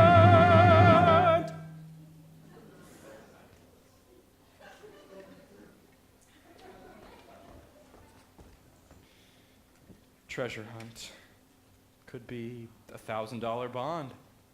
This thing needs some kind of a new twist. Ponty, I'm back and I've changed my mind. Oh, Miss Pilkington. I don't blame you for being cold to me, but I did change my mind. About what? About what I said in the letter. What letter? My letter of resignation. Resignation from what? From the Girl Scouts of America. Oh. Don't you see? I've quit, resigned, left you forever. Why are you doing that? Because I was hurt, humiliated, ignored, and upset. Who did that to you? You. Me? Couldn't have been me. I haven't said 10 words to you all week. True? True. Good. Now, Miss Pilkington. Must you call me that? Can't you call me Rosemary? No. And I want you to call me Mr. Finch until you're Mrs. Finch. Am I really going to be Mrs. Finch? Come on, I thought that was all settled. I keep thinking maybe you forgot. Well, I haven't. You're going to be Mrs. Finch because we're going to be married. Now, may we discuss some serious matters? Oh, sure. Miss Pilkington, I have finally come up with a new idea for a television show. I'm thinking of calling it the Worldwide Wicket Treasure Hunt. The prize would be a $1,000 bond. Do you think that's enough? Maybe we ought to make that $25,000? Listen carefully. What would you say if I gave away $100,000? $200,000? Darling, I don't care if you give away the whole company. I love you. Say that again? I love you. No, before that. I said I don't care if you give away the whole company. That's it? We'll give away the company! Oh, what a prize! Oh, I don't mean the whole company. I mean stock in the company. Nobody could resist that these days. I've got to have time to work this out. I've got to speak to Mr. Bigley. He's got to give me a postponement. I'll go see him. Good luck, Mr. Finch. Thank you, Miss Pilkington. Say, how about taking me to a quick lunch? Nobody has to see us. Miss Pilkington. I'm sorry, Mr. Finch.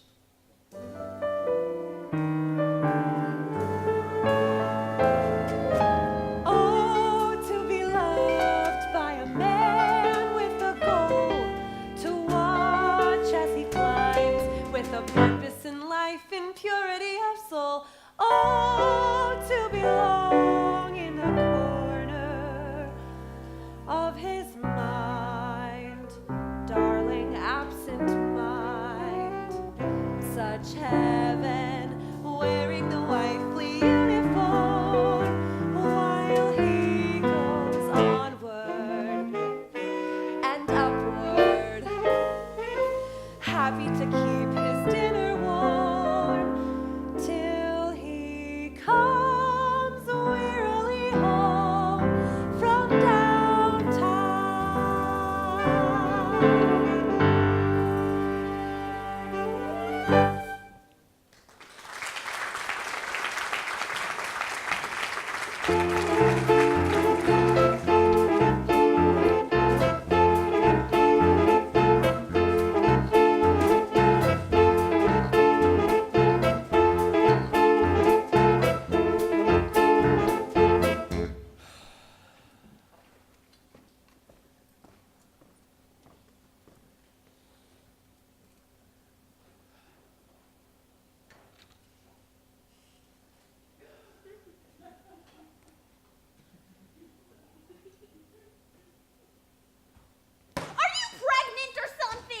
Oh, I'm sorry. I was just, checking on some new plastic yarn. Hetty, I told you never to... What the hell do you want? JB, do you remember that television idea I once told you about? The treasure hunt. I told you what I thought of that treasure hunt. But I just want to remind you that you didn't like it. Darling, I told you we couldn't meet during office hours. I did not intend to embarrass you. I just came for a business purpose. Business? I wish to tender you with my resignation. Your resignation? What are you going to do? I'm on my way to Los Angeles. I've been offered a very suitable position there. Los Angeles? Hetty, tell me what this is all about. I just got a letter from a girlfriend. She works for a big cosmetic firm out there. She demonstrates skin creams. Skin creams? Yes, in all of those big glamorous department stores. And she can get me a job. That's undignified. You can't run around demonstrating some fake goo. It is not fake. It is a very fine skin cream called Dermoblast. Do you know what it's made from? Please don't tell me. It's made from shark belly jelly. I was afraid of that. I thought you wanted a career. What sort of career is there in shark bellies? More than there is around here. Not a single guy around here will use me as his secretary. They stay away from me like I had an extremely tropical disease. Hetty, you must be patient. No. I've made up my mind. Bon voyage. Well, good luck, dear. Huh? I'll manage somehow. Only how will I spend those lonely nights? You could stay home. I can't do that. I'm a married man. Oh, you'll do all right. Hetty, I can't live without you. You mean it? Of course I do. I know I may seem to have everything. Old rich J.B. Bigley, old money bags.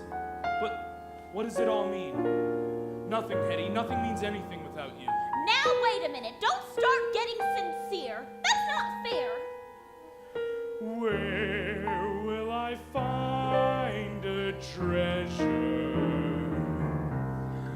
like the love from a heart of gold,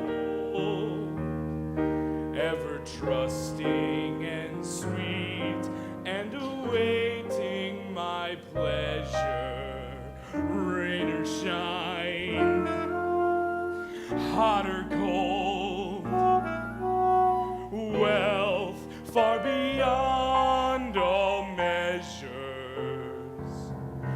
maybe here in my hands I'll hold. Ah, but where will I find that one treasure of treasures? The love from a heart of gold. Oh, I never knew you felt that way. Not many people know this, but I'm extremely emotional. God damn it, so am I. Where will I find a treasure like the love from a heart of gold, ever trusting and sweet and awaiting my pleasure, rain or shine?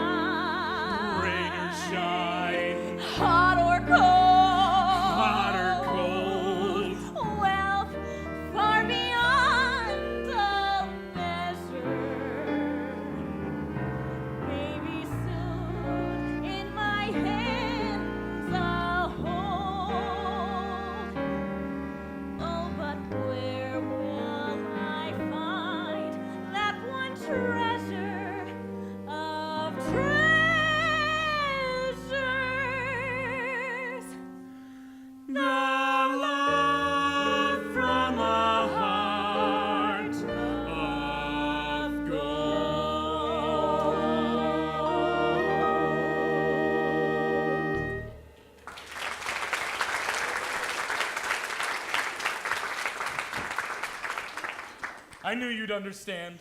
Oh, I do. I do. You know, I have an idea that might solve everything. What's that? Why don't I be your secretary? You're out of your mind. I mean, I have Miss Jones. I could assist Miss Jones. I could learn a lot from her. You don't want me to be your secretary. Hetty, wait just a minute. All right, dear. I'll be patient. I'll give you 24 hours. After that, it's goodbye, Wickets. Hello, Dermoblast. But Hetty! Hi, Finchy. I should be very angry with you, cutie pie. Hi, Hetty. Where's Miss Jones? I wanted to see Mr. Bigley. He's not doing anything. You can go in. Say, Hetty?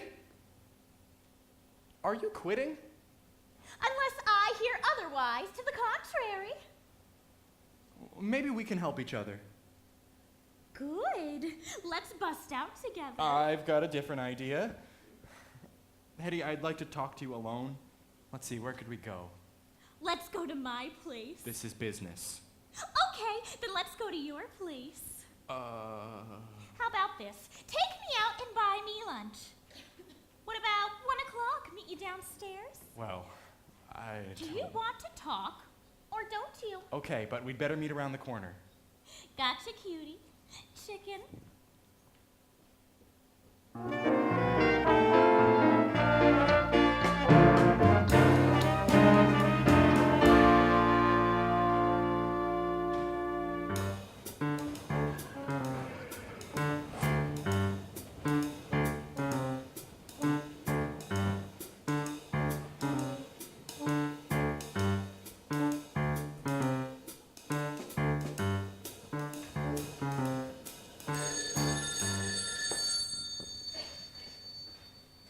Hello?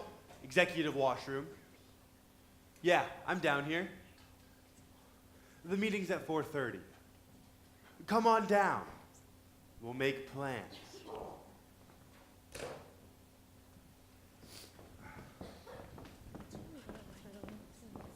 Big meetings today, huh? Yeah. Hear anything about what Finch is planning? JB gave him a postponement, so he must have something. You know, fellas, I'm beginning to get a little scared of Finch. Me too.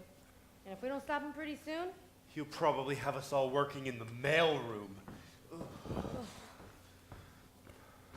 Hi, co-workers. Hear anything, bud? Chaps, our worries are over. Finch is going ahead with... Well, believe me, he's dead. Dead, and I'm so happy I could cry. That's very pleasant news. I don't know. Finch has a way of bouncing. I wouldn't believe he was dead if I read his obituary. Ordinarily, I'd agree with you. Finch is very smart. But he's in advertising now, and that does something to men's brains. Has anybody seen my wild root cream oil? Hi, everyone. All set for the big meeting? Could be. Could be. Wish me luck. Good luck.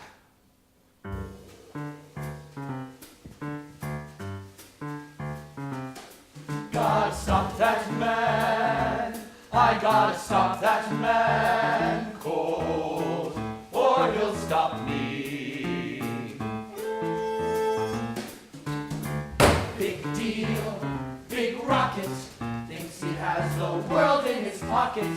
Gotta stop, gotta stop, gotta stop that man. Now there you are. Yes, there's that face that somehow I trust. It may embarrass you to hear me say it, but say it I must, say it I must. You have the cool, clear eyes of a seeker of wisdom and truth.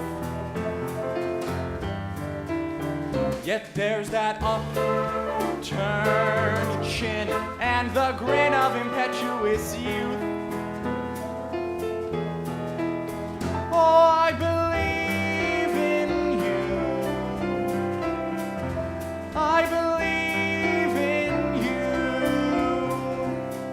I hear the sound of good, solid judgment whenever you talk.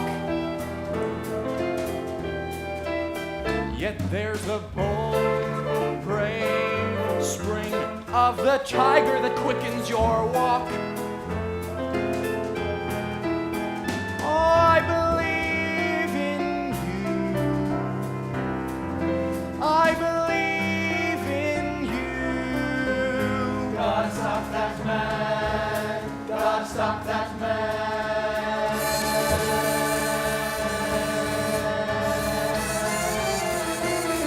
Or he'll stop me. Big wheel, big fever, or the Congress runs off his fever. Gotta stop, gotta stop, gotta stop that man.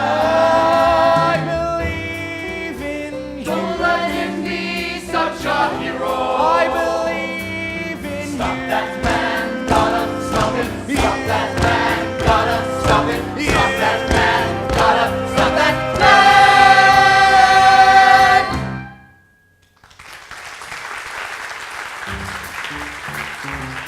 Gotta stop that man. I gotta stop that man. Cold, or he'll stop me. I believe in you. I believe in you.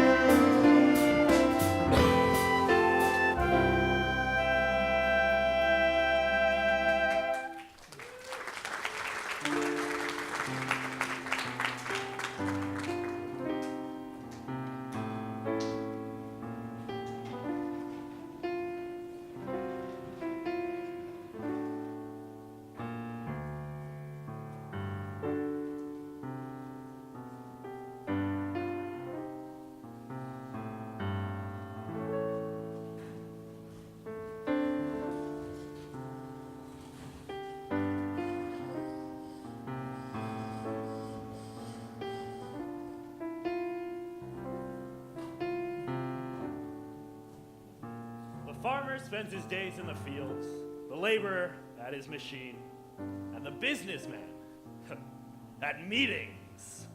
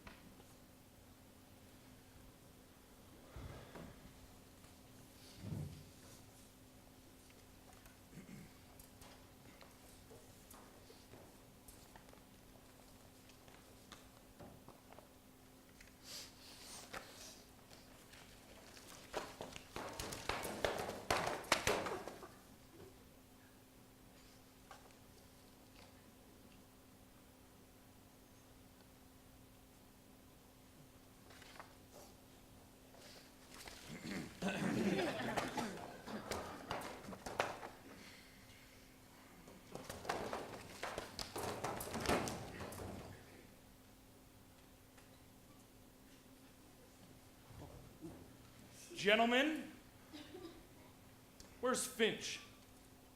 Not here yet, sir. Well, we'll get started without him. We have plenty to go over before Finch's presentation. Brat!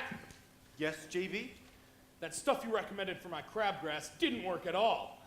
I don't understand it, JB. It works beautifully on my lawn. My lawn's a mess. Better come up with something new. Right, JB. We never have any trouble with crabgrass at our place. What do you use? Cement. Sorry, JB, just a little joke. Gentlemen, you'll please excuse my nephew. It's a combination of youth, high spirits, and extreme stupidity. Now, let's see. Hello? Oh yes, we've been waiting for him. Send him in. It's Finch.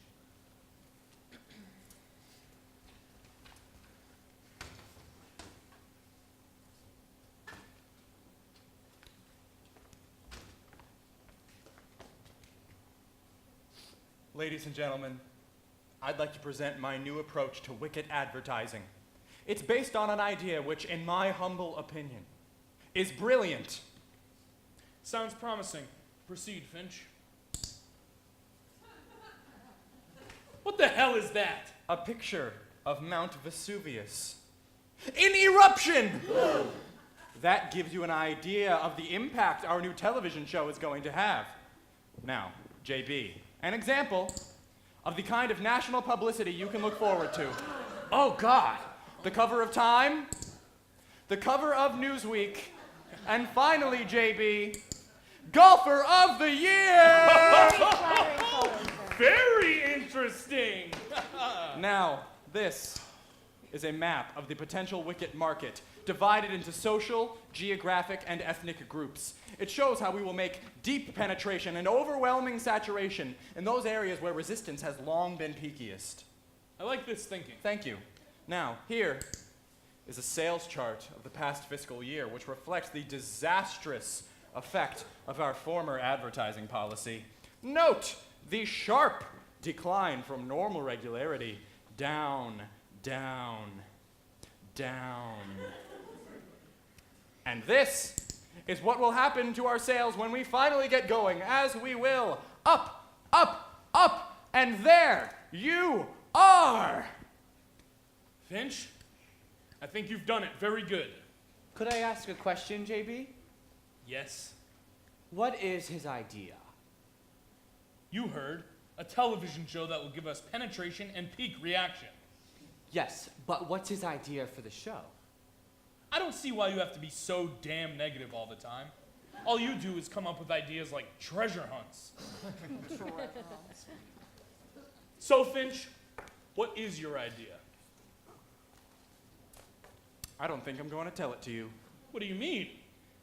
You know, JB, I've always thought of you as a man of breadth and vision, open to new ideas, but now, I don't know, I'm thrown. By what? The way you just spoke to Bud about his idea for a treasure hunt. You dismissed it. The fact is, there are treasure hunts and treasure hunts. When Bud brought it to me, I thought it was a rotten idea too. I should hope so. But then I remembered something, JB. You know, an idea in itself is nothing. It's the development that counts. Leonardo da Vinci drew some sketches for a flying machine, but it took American know-how to develop them into the Boeing 707. A man named Gatling once invented a little machine gun, but it took a mighty brain to take this simple little machine gun and develop it into a great program like the Untouchables. When I thought of this, Bud Frump's silly little idea became a challenge to me. And I said, I'm going to take this idea of Bud Frump's and de-frump it. First of all, JB, my treasure is not a bond, and it's not money. It's stock. Stock? 50,000 shares of stock. Stock? In our company? These days, people like stock more than money. How can we issue 50,000 extra shares of stock? We can't, that's the point. That's no problem. It's a simple matter of taking the convertible debentures from the sinking fund, issuing stock options which are exchangeable for rights, which we then convert into non-voting common and replace with warrants. Tell me that again. I can't. It can't be done, JB. It can't be done. But if it could, wouldn't it create a tremendous excitement? But it can't. But if it could. But it can't. But if it could, JB, just for a moment, say it could be done. What's your answer? I forgot the question. We can't give away stock. We give away stock dividends, don't we? Please let me go on with my presentation. We're ready! Finch, I hate giveaway shows. So do I, JB. But the public always loves them. I tell you, anyone who comes up with a new, unrigged, unfixed way to give away something for nothing is going to clean up. And I have that new twist. Ladies and gentlemen, the Worldwide Wicket Treasure Girl! What is this? Oh my. This, JB, is the secret ingredient, the thing that is going to take the country by storm. I'm combining greed and sex. Can't miss. Go ahead, Hetty. Hello there. I'm the Worldwide Wicket Treasure Girl. Each week, I'm going to bring you a clue to where the worldwide treasure has been stashed. Buried. Oh yeah, buried. Sorry, this eye patch gets me mixed up. Isn't this love it. Very nice, Miss LaRue. Very nice. Of course, Miss LaRue is just helping me demonstrate the idea. She won't be our regular treasure girl. Naturally. When we actually go on the air, we need a big name personality. Of course. I'm leaving the firm soon anyways. Of course, I wouldn't if... Offhand, I'd say this would be great for someone like Elizabeth Taylor. Why don't you get Queen Elizabeth? This is an American program. Now, JB, a beautiful treasure girl plus 50,000 shares of stock will create... JB, let's tell this maniac off and get on with our business. Yeah, Brad's right, JB. Just let him go. Come on. Just a minute. I'll handle this. Gentlemen, Miss LaRue, if you will please leave me alone with Mr. Finch for a minute. Okay, take care of him. What about the FEC? What about the stockholders? What about the Federal Trade Commission? What about the federal statute? What about the board of directors? What about the Senate Investigating Committee? They're all being petty. Finch, you're a bright young chap, but you've let us down on this one. How, JB? You've missed the boat. You haven't thought this one through. I don't understand, JB. Tell me, why does the Worldwide Wicket Treasure Girl have to be a big name personality? Sir? What if she were someone more identified with the company? A real Worldwide Wicket girl? Yes, maybe. Say, why not Miss LaRue herself? Brilliant, JB, brilliant. Instead of an artificial actress, we have plain, simple Hetty LaRue. The girl next door. That was a great thought, JB. Wasn't bad, was it? Well, then it's all settled. Oh, just a minute. Where are you going to hide the treasure? Now, JB, this is extremely confidential. Not even the treasure girl is going to know where the treasure is hidden. I'd like to know. Okay, but it's to be a secret between you and me. I'll give you the first clue that the treasure girl is going to give over the air. West of the sun, west of the moon. Where is the treasure? Below me a tune. What the hell is that? Tough clue, isn't it? But if you will note, the first letters of each line are WWWB. Worldwide Wicket Buildings. You're going to use our buildings? I'm going to hide 5,000 shares of stock in each of the 10 Worldwide Wicket buildings throughout the country. We'll get tremendous publicity. But there will be mobs of people running all over the buildings looking for the treasure. JB, if a man as brilliant and as educated as you couldn't guess from the clue I gave you, do you think the average viewer is going to guess? Oh, yeah. Good point. You can come in, everyone!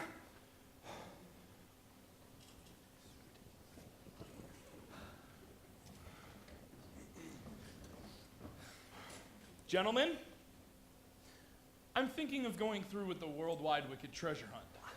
But of course, I would like your approval. Well, JB, I think it's an absolutely crazy motion. And I like it. I like it. Like it!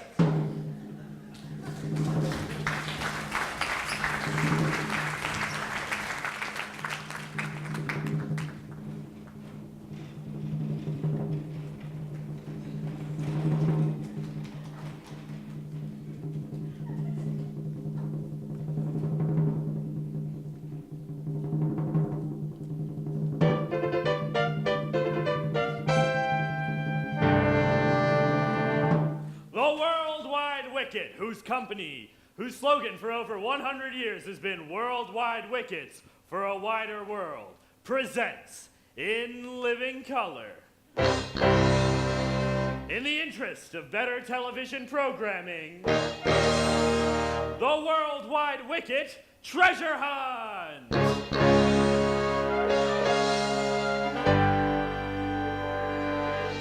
Now, for the opening number, we present an authentic traditional folk dance of the bold pirate folk of the Spanish Main, danced for your pleasure by the Jolly Wickets and Wickettes.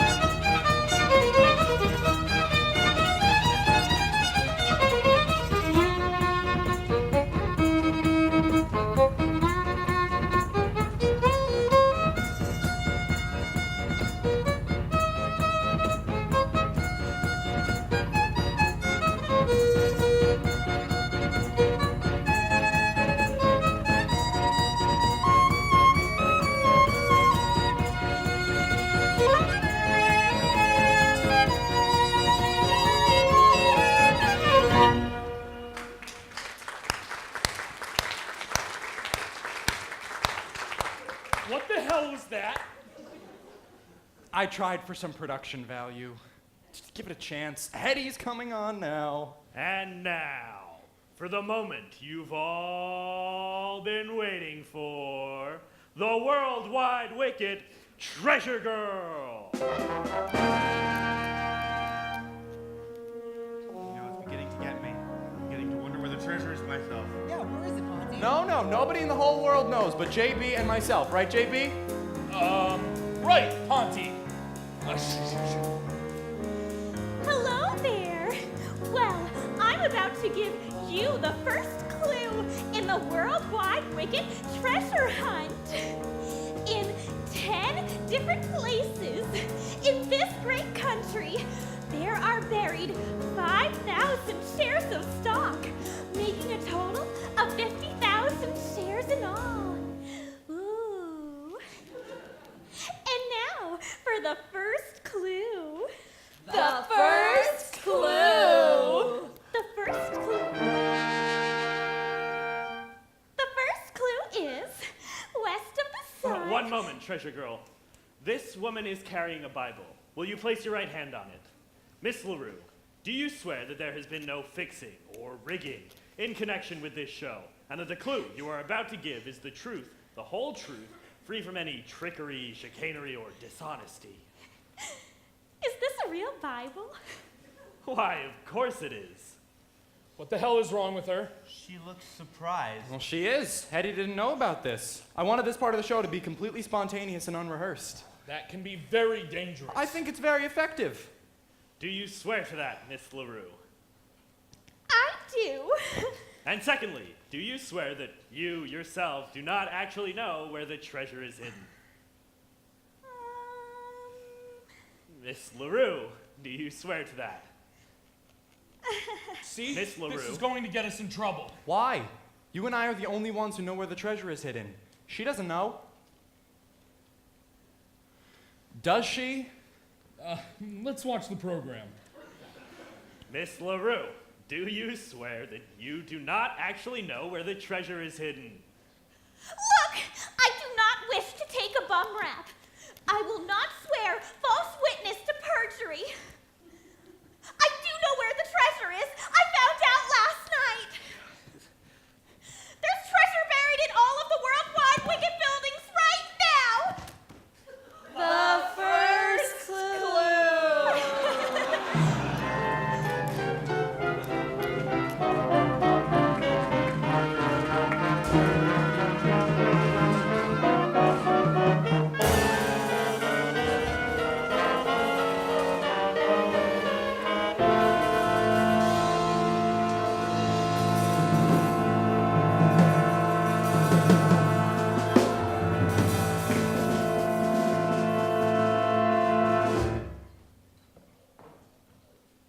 How to handle a disaster. In every businessman's career, there are times when things go a little wrong. We have many suggestions for coping with these little problems. However, should you find yourself the cause of a disaster that is really disastrous, we recommend reviewing the first chapter of this book, How to Apply for a Job.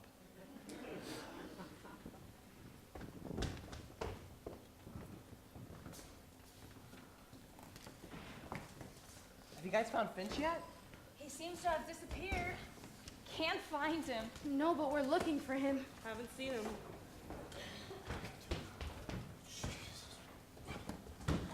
Where's Finch? I don't know, Brat. Well, find him. Bigley's hopping mad. Get back here, you!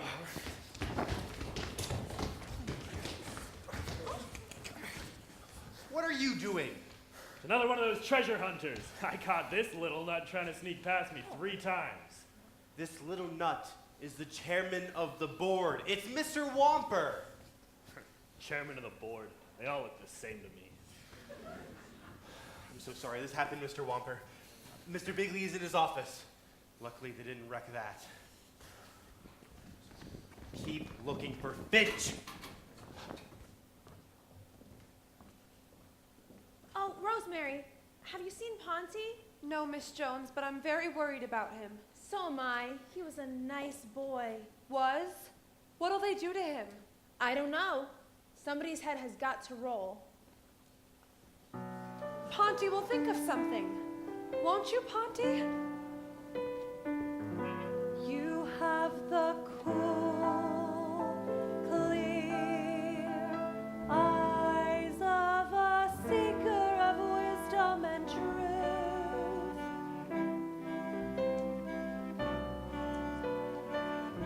Yet there's that upturned chin and the grin of impetuous youth.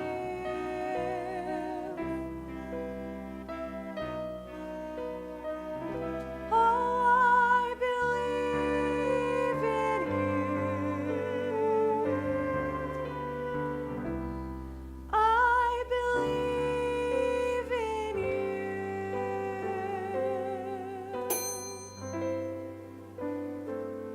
Ponty, Oh, I'm so glad you're here. where have you been? Walking the streets, thinking. There's a bruise on your forehead. What happened? Oh, it's nothing. I got it last night. They threw me out of a saloon Why did they do that? because I didn't buy anything. The brutes. You should go home. No, I've got to go in there and face the music. Well, this is it. The chairman of the board is in there. I figured that. What are you going to do? Do? What does a man do when the world has collapsed around his ears? Nothing. I'm just going to take what's coming to me. Ponty, I know that with that mind of yours. No, Rosemary, I'm putting that mind of mine away. I'm just going to make a clean breast of everything and go back to what I was before I came here. What were you? I was an exterior decorator. There I go again. I can't even tell you the truth. I was a window washer. So what?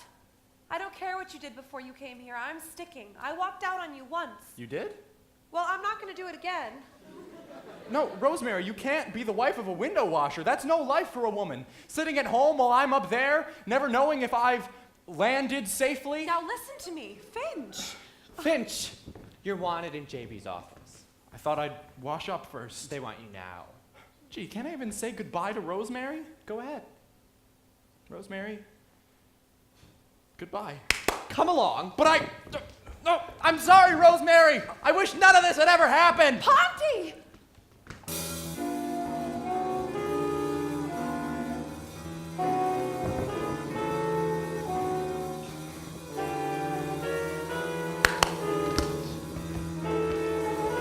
Look, Ponty, why the hell should you have to face those monsters? Go ahead, run away, escape. I'll pretend I didn't see you, for Old Lang Syne. No, I'm going to face them and get it over with. I should think you'd be happy if they killed me. If I could only be sure.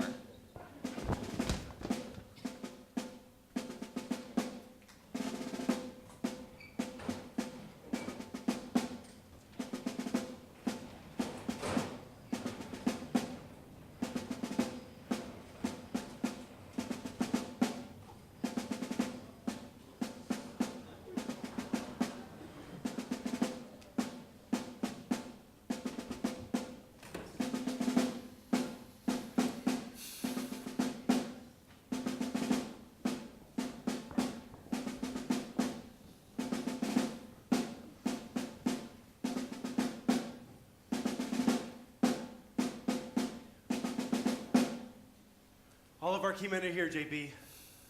Ladies and gentlemen, you know Mr. Wally Wamper, chairman of the board. Now, Wally, before we begin, I'd just like to state that I understand I am president of this company, the man in charge of everything that goes on around here. So before we go any further, I just want to say that anything that happened is not my fault. There's one bright side to this whole thing, though, Wally. We've got someone to pin it on. Have they found Finch yet? They're bringing him in. Good. Wally, you'll soon see who's responsible for all this mess. Now, when he gets here, let me do the talking. This is a very slick youngster, Wally. He's here, sir. Mr. Bigley, Just a minute, Finch. I'll do the talking. Oh, by the way, this is Wally Wamper. He's chairman of the board. How do you do, Mr. Wamper? Mr. Wamper, I'd like... No speeches, Finch.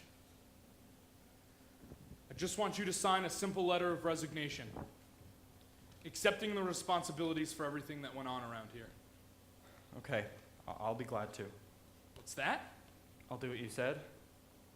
Are you sure this isn't another one of your tricks? No, Mr. Bigley, I'm through with all that. You see, this firm has been pretty good to me, so now I'm going to resign, take the blame, and go back to what I did before I came here.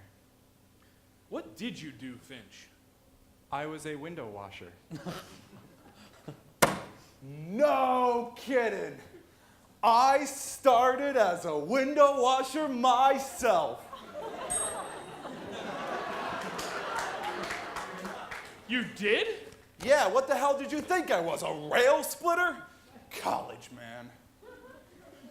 So you were a window washer? Yes, Mr. Wamper. Oh, call me Wally. Okay, Wally. Tell me, Finch. Oh, call me Ponty. Okay, Ponty. Boy, it's been a long time since I had someone around here I could talk to, you know? How'd you happen to get into this business? Oh, well, sir, I had a book. Yeah? Me too. It was a book on how to succeed in business. My book was more useful. I booked bets for all the other window washers. I cleaned up a bundle. Oh, I should have stood in that business. 8 buildings wrecked, our stock's down 5 points. We're the laughing stock of the industry. I know, Wally, it's ghastly. Ponty, how did this happen? I can understand a college man pulling a boner like this, but not no window washer. Now, this idea of yours. Oh, now, wait a minute, Wally. If there's one thing I won't do, it's take credit for another man's idea, especially when he's the boss's nephew.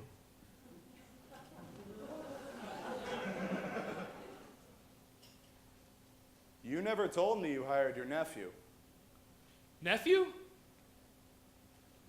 Oh, nephew!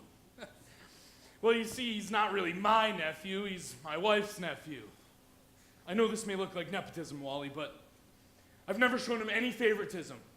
In fact, I hate him.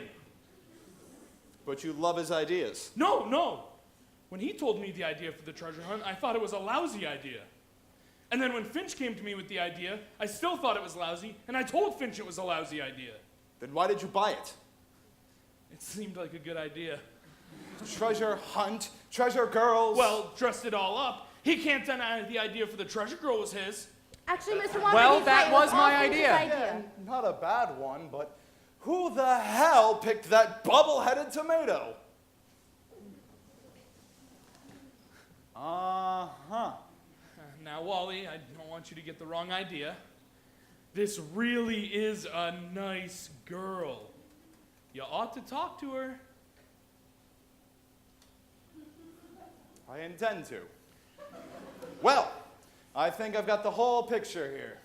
Now the question is, what to do and who to do it to. Oh, I gotta go to It's a always meeting. fun. He didn't ever. Wait a minute, Wally!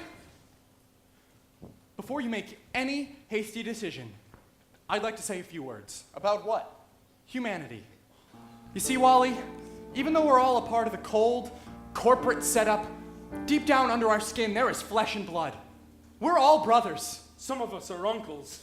Now you may join the Elks, my friend, and I may join the Shriners, and other men may carry cards as members of the diners. Still others wear a golden key or small Greek letter pin. But I have learned there's one great club that all of us are in. There is a brotherhood of man, a benevolent brotherhood of man, a noble tie that binds all human hearts and minds into one brotherhood of man. Your lifelong membership is free. Keep a giving each brother all you can. Oh, aren't you proud to be in that fraternity, the great big brotherhood of man? Now, Wally, I want you to remember that before you consider firing Mr. Bigley. Who's considering that? Wally, I know what's on your mind. You'd like to clear out the whole crowd from top to bottom. That's the obvious move. But stop and think. One man may seem incompetent, another not make sense, while others look like quite a waste of company expense. They need a brother's leadership, so please don't do them in. Remember, mediocrity is not a mortal sin. We're in the brotherhood of man, dedicated to giving all we can. Oh, aren't you proud to be in that fraternity, the great big brotherhood of man? Is there really a brotherhood Yes, you're a brother of man? You are a brother on the level of brotherhood of man. Oh yes, a noble tie that binds all human hearts and minds into one brotherhood of man. Oh yes, your lifelong membership is free. Keep a giving each brother all you can. Oh, aren't you proud to be in that fraternity, the great big brotherhood of man? Oh, that noble feeling feels like bells are pealing down with double dealing. Oh, brother, you got me, I got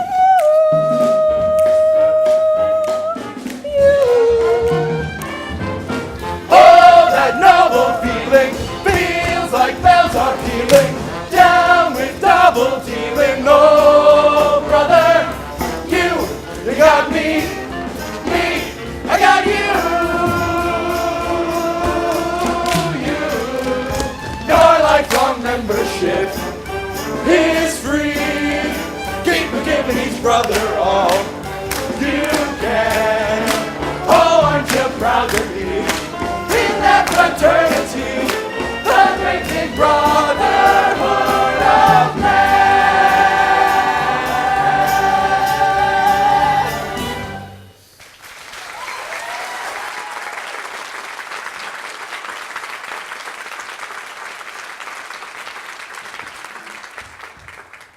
Give me a break. We were always the best of friends, Maxine. Remember the fun? The dates, Ernest? You I never liked. Look, I can make it worth your while.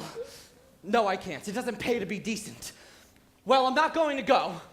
No! You can't make me go! I'm too young to go. I'm just a boy. I'll get sick.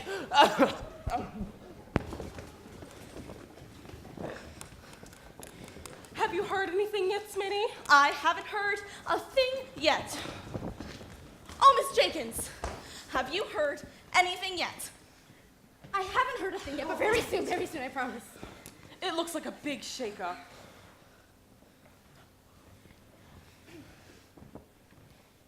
Ladies and gentlemen, as you know, there have been a few changes here at Worldwide Wickets.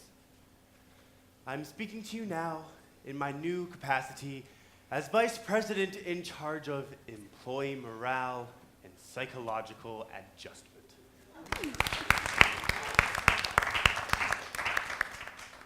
Mr. Tackerberry here is now in charge of personnel.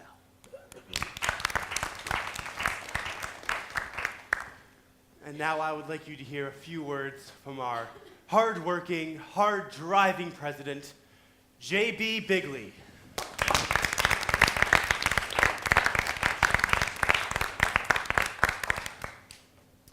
I can truly state that Worldwide Wickets is now stronger than ever. And I think the credit should go to one bright and very loyal young man. Get out here, Finch! As you know, this youngster's rise has been spectacularly rapid. For a while, I began to think he was after my job. But lucky for me, he didn't want it. No, JB, your job is much too tough for me. But I would like to say that if any credit is due, it should go to a great man and a great humanitarian. The chairman of the board, Mr. Wally Wamper. Here, here. Incidentally, folks, Mr. Wamper has his charming wife with him today. Let's get them both out here, Mr. and Mrs. Wamper.